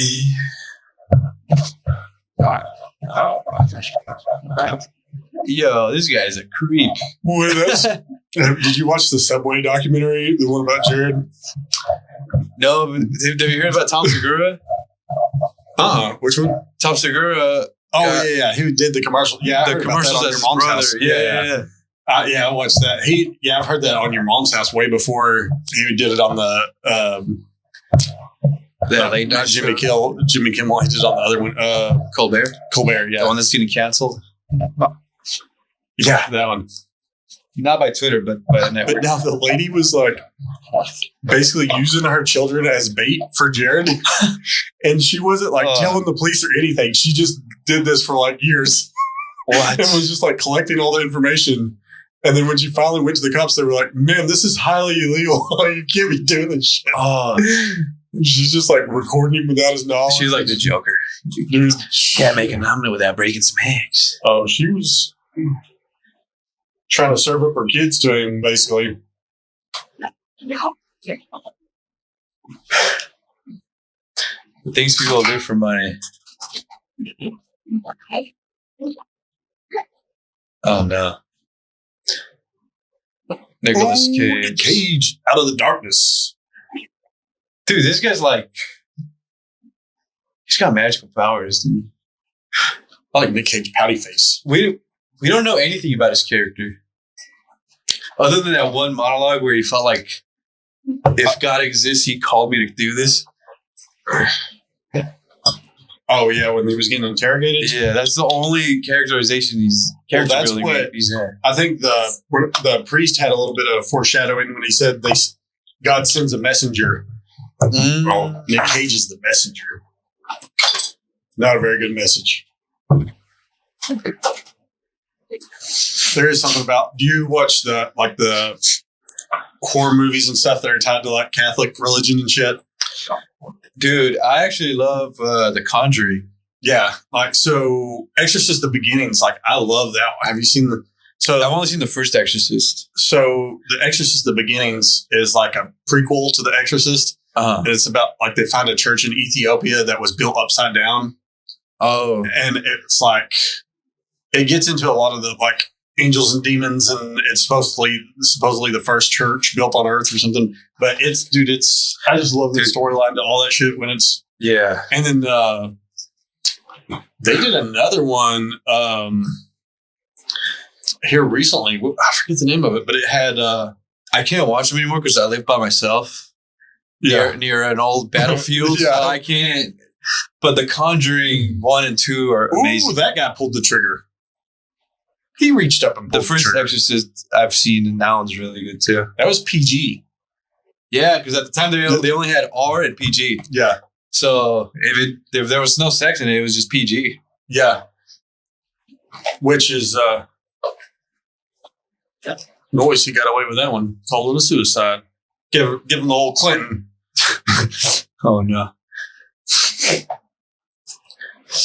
Nicolas Cage, the guy that came up with the TV rating system, only did it because he was afraid that they were gonna start putting limits and stuff on what you could put in movies.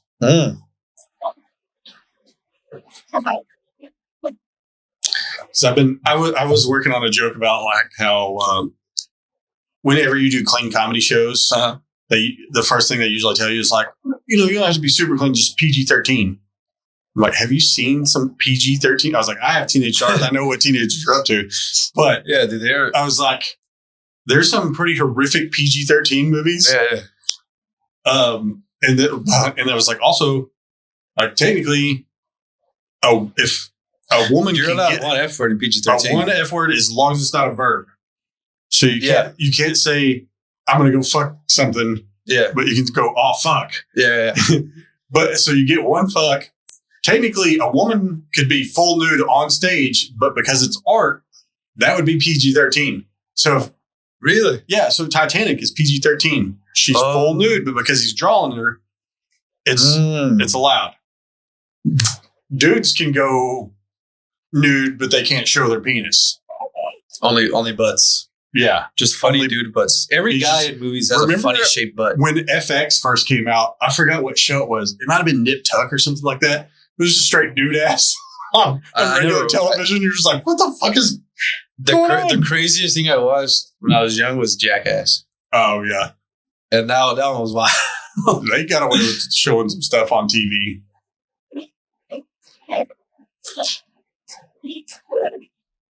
But like Ace Ventura 2, when he comes out of the rhino butt naked, that's PG-13. Yeah. I love Ace Ventura. The first one especially. Yeah. Miami Dolphins. I was a Miami Dolphins fan for like 3 years because of that movie. And then I didn't follow football again until the Rams moved to LA. But I got a nice place in my heart for the Dolphins. Noise. Oh, not noise. Oh, wait, what's he on? Okay, that might be Axel Harley. Oh, okay. Come on. Got the street sweeper, baby. There's no way a cop would just be walking around with that. Possibly. Actually, he's preparing for duty. It always surprised me when they, in the like shootout videos and stuff, when they don't get a rifle out.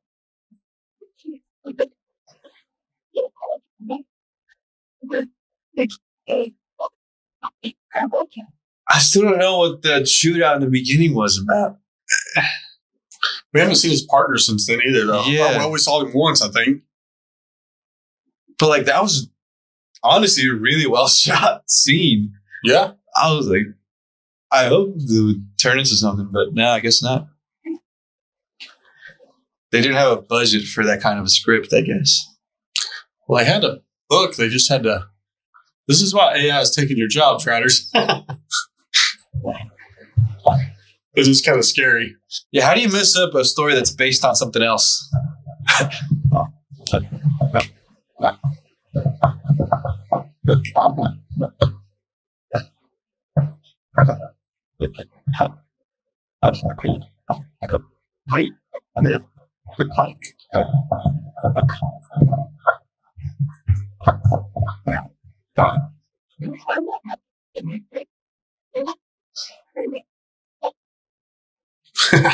Nick Cage has seen some shit.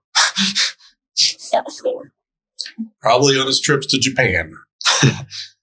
Arigato.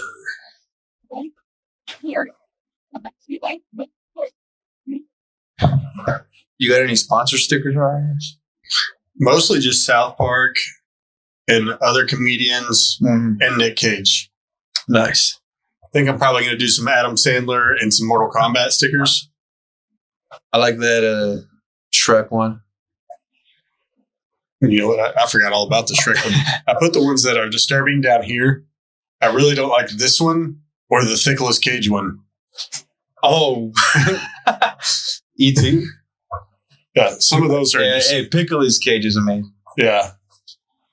But that's kind of what a dream scenario is about, how Nick Cage became a meme. Yeah. And just out of nowhere. It was like. Yeah. I like this alien one. What was the original thing that he superimposed on? I don't know. He looks like the dude from the Haley's Comic cult.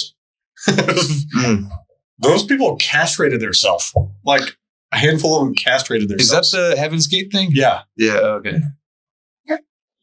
One of them was really bad. They tried to castrate them at home. Yeah. Then what was that other one where they all killed themselves? Jonestown. Yeah. That's wild. I think that was that in Guam or Guatemala. I get Jonestown. I thought that was in like no. They moved it. It was like a Central American country that they were in California and he moved. Well, if it's a name like Jonestown. Wait, where's Jonestown? He created Jonestown in like Guatemala or Guam. I'll remember. Huh. Yeah, he made his own town. For some reason, I thought that was in. Boy, that just ended. Yeah. I mean, I guess he did cap those fools. The good guys won in the end. Nick Cage is like killing people. Yeah. That was kind of an underwhelming movie. Yeah, it was very dark in the beginning for no reason. We'll do a better one next time. We're kind of running out of these shitty ones. There's only like a handful of shitty ones left. And I'm saving them. I saw you've done over 70-something episodes, and I'm like, how many movies does he have?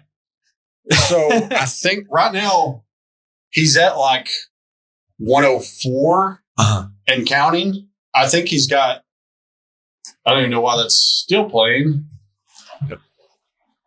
But technical difficulties. So I think I made a list. I think he's at like 104, but with what he has coming out, because he has the John Madden movie, he's got a horror movie called The Carpenter that's it's not filmed yet, but it's in the works. He's got that Spider-Man noir TV show coming out, the live action Spider-Man. I think Gunslingers just came out. Is he playing Spider-Man? Yeah, he plays the Spider-Man noir, and we did. He did the voice. Yeah, we watched that. Yeah. Into the Spider-Verse on here. Nice. We haven't done Flash yet, but technically he has a Superman cameo in Flash. What? Yeah, well, they like CGI him in. I don't think he even knew he was in the movie until someone brought it up to him. The Ezra Miller Flash? Yeah. Wow. That one's gonna be fun. What a guy. Yeah, I gotta brush up on his cult and It was a Native American torta that he freaking kidnapped. He's like every other month he's in the news for like assaulting somebody. Oh, really? I didn't know he had recent ones. There was he popped up on my feed recently. I think it was like an underage Native American chick that he took across state lines. Like, oof. Yeah, so I think that's what got him in all the trouble. Like, that's why they didn't release the movie for a long time, or they delayed the release. And then they found out he was actually guilty, and they're like, let's release it anyway. That is hilarious. That stupid Netflix zombie movie, they had to like CGI out Crystalia and put Tig Notaro in it. Like after they had already released, and like they had already filmed it and everything, and they had to like take Crystalia out. Wait, which movie was this? It's like a made straight for Netflix movie about zombies. I cannot remember. I don't remember the name, but it was a That's exactly what I was mentioning. He was supposed to be the helicopter pilot, and then they replaced him with Tig Notaro. Who even is Tig Notaro? So she's a little short-haired lesbian comedian. Okay. She usually pops up. I'm pretty sure I've seen her face. She actually is funny. I've seen some of her. I've watched one or two of her specials back in the day. She's actually funny. So I think she is also wrapped up in the whole. She used to open for Louis C.K. and I think that was one of the deals. Like she was talking crap about Louis C.K. and like, hey, you knew this shit was going on. Yeah, like you're not. Yeah, you're not super innocent because that was the whole thing about Louis C.K. and Cosby. Apparently, people knew about that shit for years. Yeah. And it was just like inside. Of course, anybody who's around them is going to know. And well, yeah, when you're the most powerful dude, nobody's going to say shit. Yeah, like, hey, that guy can make your career. I'm going to let it slide. Yeah, that's what I think. That's what Cosby used to get close to people too. Is like, hey, I can make your career. Let me have access to your young actresses. Yeah, it's easy for me as a very not famous comedian to look at them and be like, you assholes, you should have done the right thing. But then it's like, I'm not in the position. I can't judge them, but it's like, I kind of, me being who I am, coming from motocross and stunt riding and MMA and football and all that shit. And like, there's not a lot of guys like me in comedy and like doing MMA and shit like that. Mark Maron would hate you. Yeah. So there's like, I kind of look back at like when you hear about comedians being just fucking wild. I'm like, we're supposed to be a little fucking off, you know? We're not supposed to be right in the fucking head. I think the best comedians they're off, but they're trying to get better. I keep it tamed. I'm not trying to get canceled or like, and I don't. That's the thing too. Is like I'll do roast like a roasting panel or something. But I don't like doing roast battles. Like, I always feel bad after I don't like roasting. I did this for other people. I went to this mic in Rogers after New Province the other week. Oh yeah, and they were doing it was like Wild and Out. Yeah, and you do like 1 minute of riffing and 1 minute of roasting, 1 minute of material. Or they were doing that at a hookah lounge for a while. Yeah, and I mean it was a fun show, but I'm not built for that. Doing like a themed open mic. So they did one. I went to one night, and they were like, "All right, we're all doing props tonight." I was like, I refuse to do fucking prop comedy. So I carried Seth. I don't know if you know Seth or not, but I carried him on stage and set him on the stool like he was my puppet. And we just fucking did like a ventriloquist bit. It wasn't funny. That's probably one of the only times Raj has seen me do stand up. So I'm like, wait, I haven't met Raj yet. So Raj Suresh is I think he bounces back and forth between Cleveland, New York, and Northwest Arkansas. And he's doing the Big Diamond Festival up here with Sam Talent. Oh, okay. So, but he's he's the top level comedian in our area right now. Like he's the most successful local guy. I got here the day of the deadline to sign up. Yeah. And I just, for some reason, I just didn't do it. And I just missed out on it. I think last year only one guy from Arkansas got on. So it's pretty big names. Yeah. I don't think it's like a bigger name festival where like the local guys and And I talked to John Carden about that. I was at Wild West. My buddy did, Matt Farrell did Wild West Comedy Festival in Las Trace, Texas. And John Carden was the headliner, and he features for Big J quite a bit. And I was talking to him. It was like, dude, when I do these festival submissions, he's like, I submitted to Skankfest. I was like, I've submitted to Skankfest a couple times. I was like, dude, one of the questions on there is like, how long have you been a professional comedian? And I was like, that ask on there. And I was like, what did I put on there? John Carden goes, lie. He was like, just freaking lie on those. Well, the first time I got paid to do comedy was like 6 months in, so 2.5 years. Yeah. So how long have you been doing it? 3 years. 3 years? Yeah. See, I just passed 6 years. Mm-hmm. And it's kind of a weird, it seems weird because after about a year into comedy, I've like been doing probably an average of 2 shows a month as far as like paid spots after about a year or two. And then it seems like the last year or two, it's almost gotten worse. Yeah. Where I might have a month where I have a shitload of shows, but then I'll have like, there was probably like a 3 or 4 year period where I didn't go a month without a show. And then in the last year or two, I've like went 1 or 2 months without a show. And I'm just like, damn, this is, and part of it is I don't ask for shit. I let people approach me to come be on shows. I don't ever put myself out there because I'm like, if they don't like my comedy, I don't want to be like push myself on them and then not like it. I do like when people go, hey, can you do 15 clean? And I'll do a clean show. I was like, yeah, I can do that. That's fine. Just tell me ahead of time.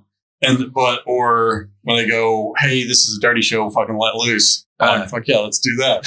But then at those shows, there's like, I did one time in Lawton.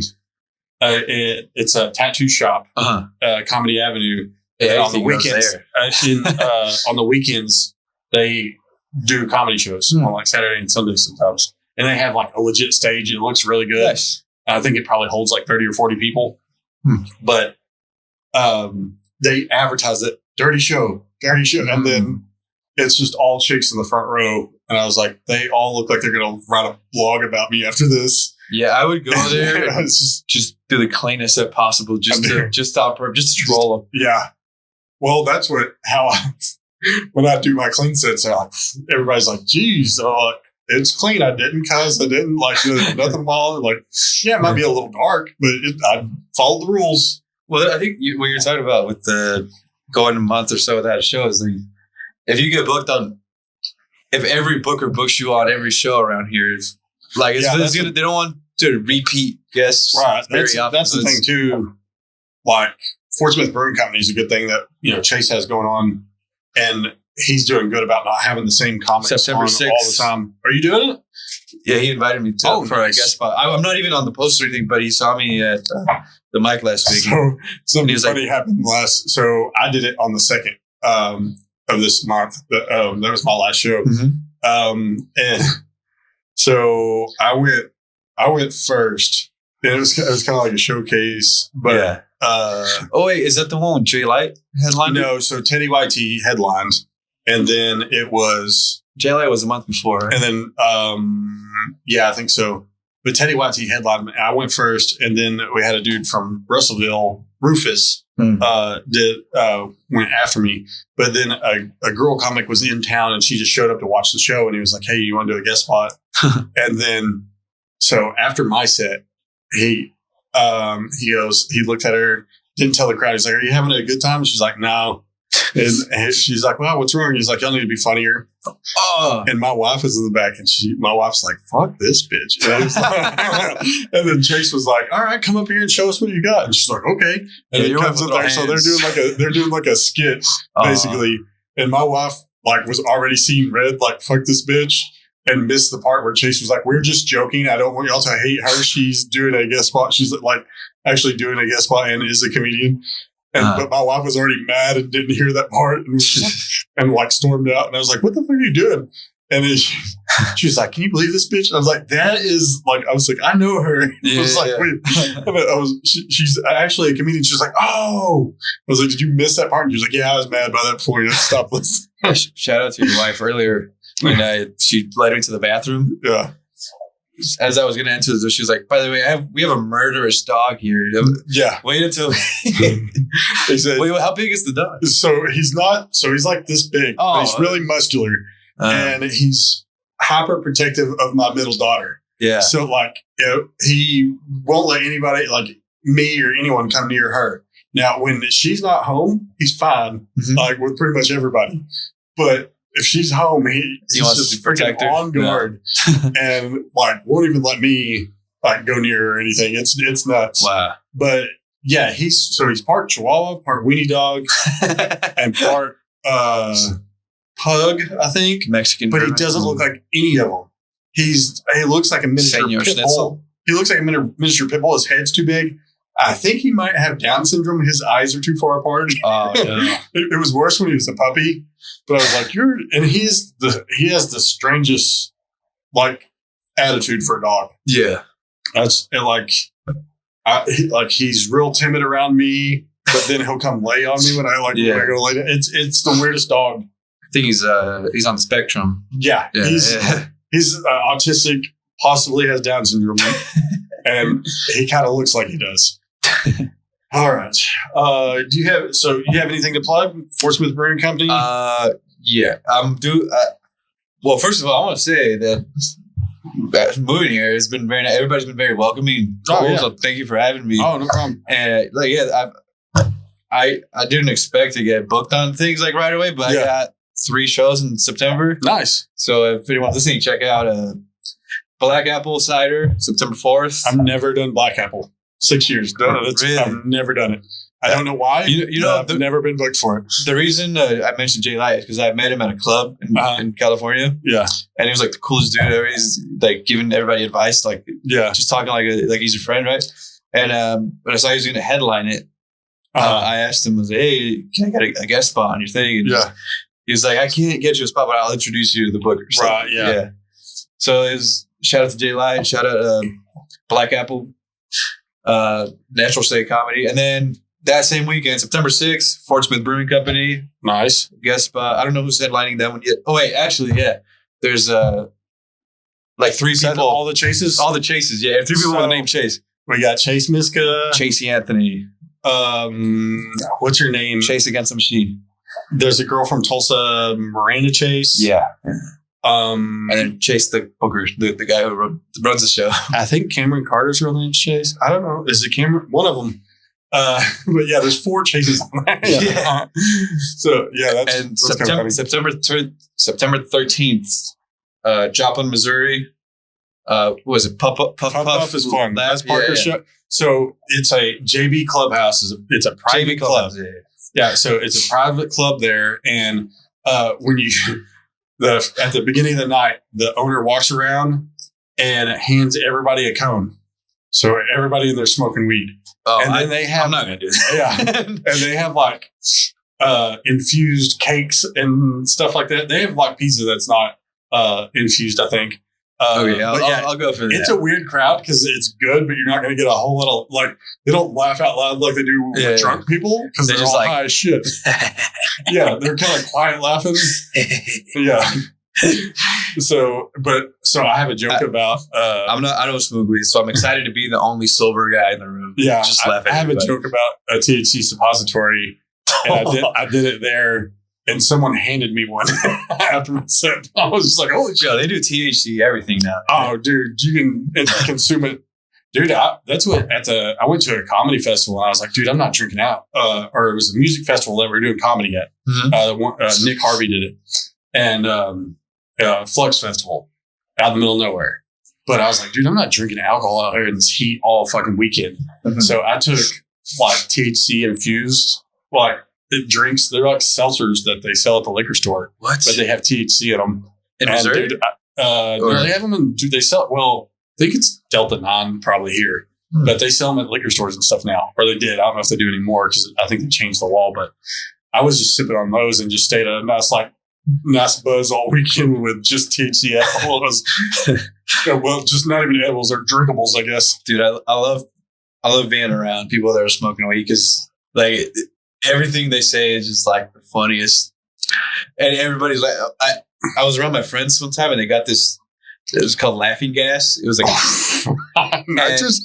It was no. It was a type of weed, like a brand. Okay, I thought it was like doing nitrous. No, it was a brand, and like you could say anything, and people were just wheezing. It was it's fun being around them, even though I don't do it. That was one thing. Like when we had an open mic every week at a hookah lounge here in Fort Smith, and you're doing 10-minute sets every week. And you're cycling through your jokes pretty fast and like trying to write new stuff. And like a lot of times I would go in there just on a pretty high dose of edible or mushrooms or something sometimes. And I would make sure I would record it, but I'd be like, I'm going to do this as a joke writing experiment and just see what happens.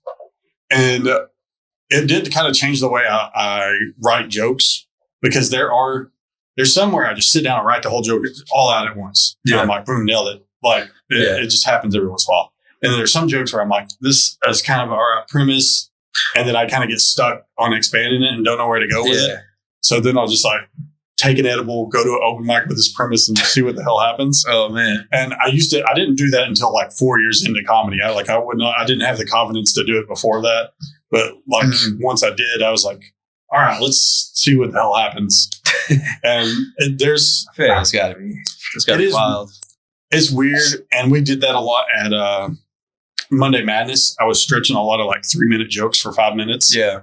So I was like, all right, I got to freaking like try to do some crowd work in this. Cause what I was attempting to do was I was going to do a different, like, cause it was a competition and I was like, I'm never going to win this freaking competition. Like, everybody fucking like, they're going to laugh, but nobody's going to vote for me. Yeah. So, I was like, I'm going to just do a different 5 minutes every freaking time and treat it like I'm a Kill Tony regular on this Monday Madness open mic, basically. Yeah. So I did a new 5 minutes every week. And I think I went like 12 weeks in a row and it ended up getting shut down. But there was a couple times where I was like, this is a 3-minute joke. I'm just going to go stretch it to 5. Yeah. And it helped me get a little more comfortable trying to do crowd work and stuff like that. Yeah. And riff it a little bit. You know what's actually helping me with that is the Village Inn. It is because when it's well lit, everybody's like right in your face. Yeah, so you have to point out things that you see. Otherwise, people question if you're living in the same reality as them. Yeah. But today, what did I do today? I freaking... It does. I've been riffing a little bit there. Yeah, like lately I've been able to start with just riff, which was always hard for me. I always had my prepared joke that I started with. That's how I did word for word for a long time. But now I'm starting to get better at like pointing out something in the room and like that's one thing. Getting people on my side. Me and Chase were talking about that at the show the other day, and I've been kind of kicking it back and forth, which sucks because I don't really have any like professional comedians as like mentors or anything that you can ask about this. But I've always been like relied really heavy on my joke writing and not been such a very strong performer. But I was like, if early on I would just hand my notebook to somebody and see if they laughed while they were reading it. It was like, and I'd be like, that would be, okay, that's good. I can just go basically repeat this word for word on stage and I'm good. And I've relied on that for a long time. And then I would get like criticized by people being like, hey, you sound autistic or sound like you're reading or something. Like I'd get weird notes and it didn't click for a long time. And then like last year, it kind of clicked where I'm like, oh, this doesn't sound conversational. And I was like, and I've been here lately, I've been trying to figure out like, do you have to sound conversational? Because that's what most comedians do now. Or what you see in clips and stuff now is because they're doing crowd work, and it definitely sounds conversational when they're doing crowd work, even if it's not. But then you watch some comedian specials and it's still well written, zero crowd work, jokes. So I'm like, is it just two different styles? Yeah, there's different. Or do I need to fucking develop that? Because I was like, should I write my jokes? I think it's good to learn all aspects and then apply what works for you. Well, that's what I was like. Do I need to rewrite all my jokes to where they sound conversational? And I was like, or is it just something where the more comfortable you get, the more natural it feels, and you're not so repetitive? No, I used to be worried they all have different writing style. Because like if it's a conversational guy, he almost never writes. He just has like a premise and then he goes off. Louis C.K. does that. But because of my CTE, and I've had like brain fog and stuff, because I've had like 13 concussions. I was really worried about like memorizing my jokes for a long time, and I was obsessed about hitting time. Like, so that's one reason I didn't riff for a long time, because I was like, I know this joke's 5 minutes, and almost exactly. Yeah. And because I've made it that way. If I take the time to address something that happened out in the crowd, then I'm going to run the light. Yeah. Or have to cut this joke short and not get to the punchline or something. Yeah. So like, I was like, that kept me from riffing or going off script for a long time. Was just like, hey, I'm not running the lot. I'm not, I'm hitting my time perfect. I'm not coming up 3 minutes short or anything like that. So I was kind of obsessed with that. Now that I'm more comfortable with it, I've been doing, it helps that I'm doing longer set. You do 20, 30 minute sets. You have time to fuck around a little bit. Yeah. If you're doing a 5-10 minute set, you're like, hey, I got to squeeze in all these good jokes that I want to do.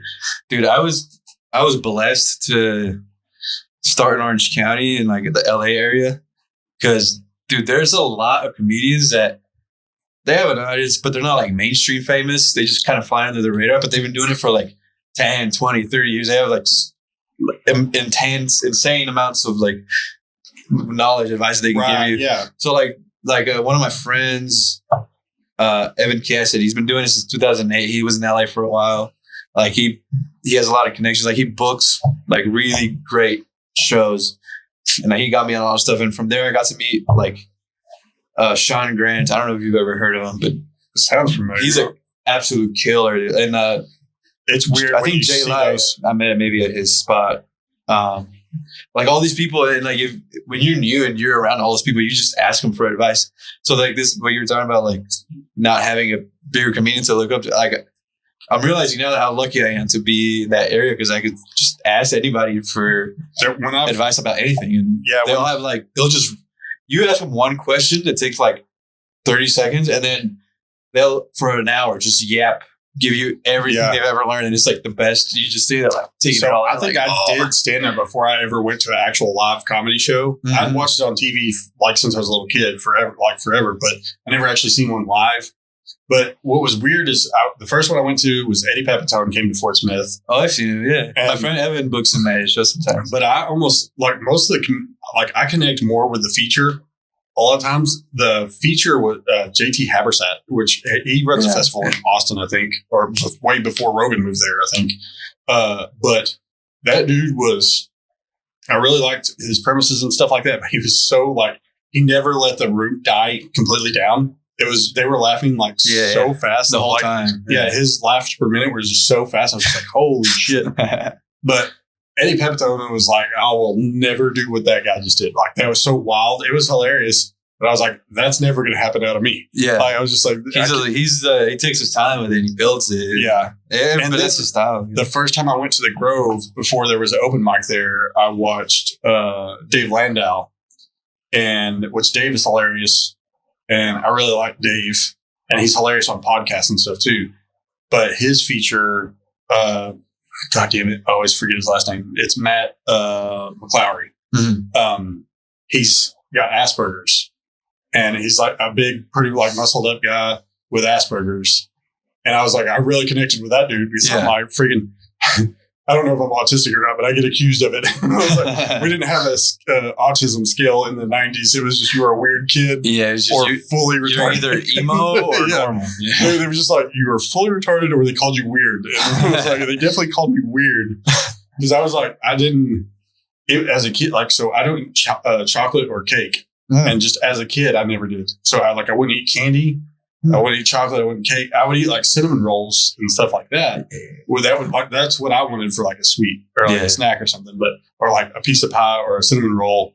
But I would never eat candy. I wouldn't eat nothing sweet, sour, anything like that. Mm-hmm. And I've always been weird with textures and shit like that too. And of course, I don't know. But as I was saying, we grew up with I think my mom's the middle child of 17 kids. And it's she's not right. You know what I mean? And I'm her middle child. So I was I did not get a lot of attention. Yeah. So it's I don't think they would know if I was autistic or not. It's they never took me to the doctor to find out.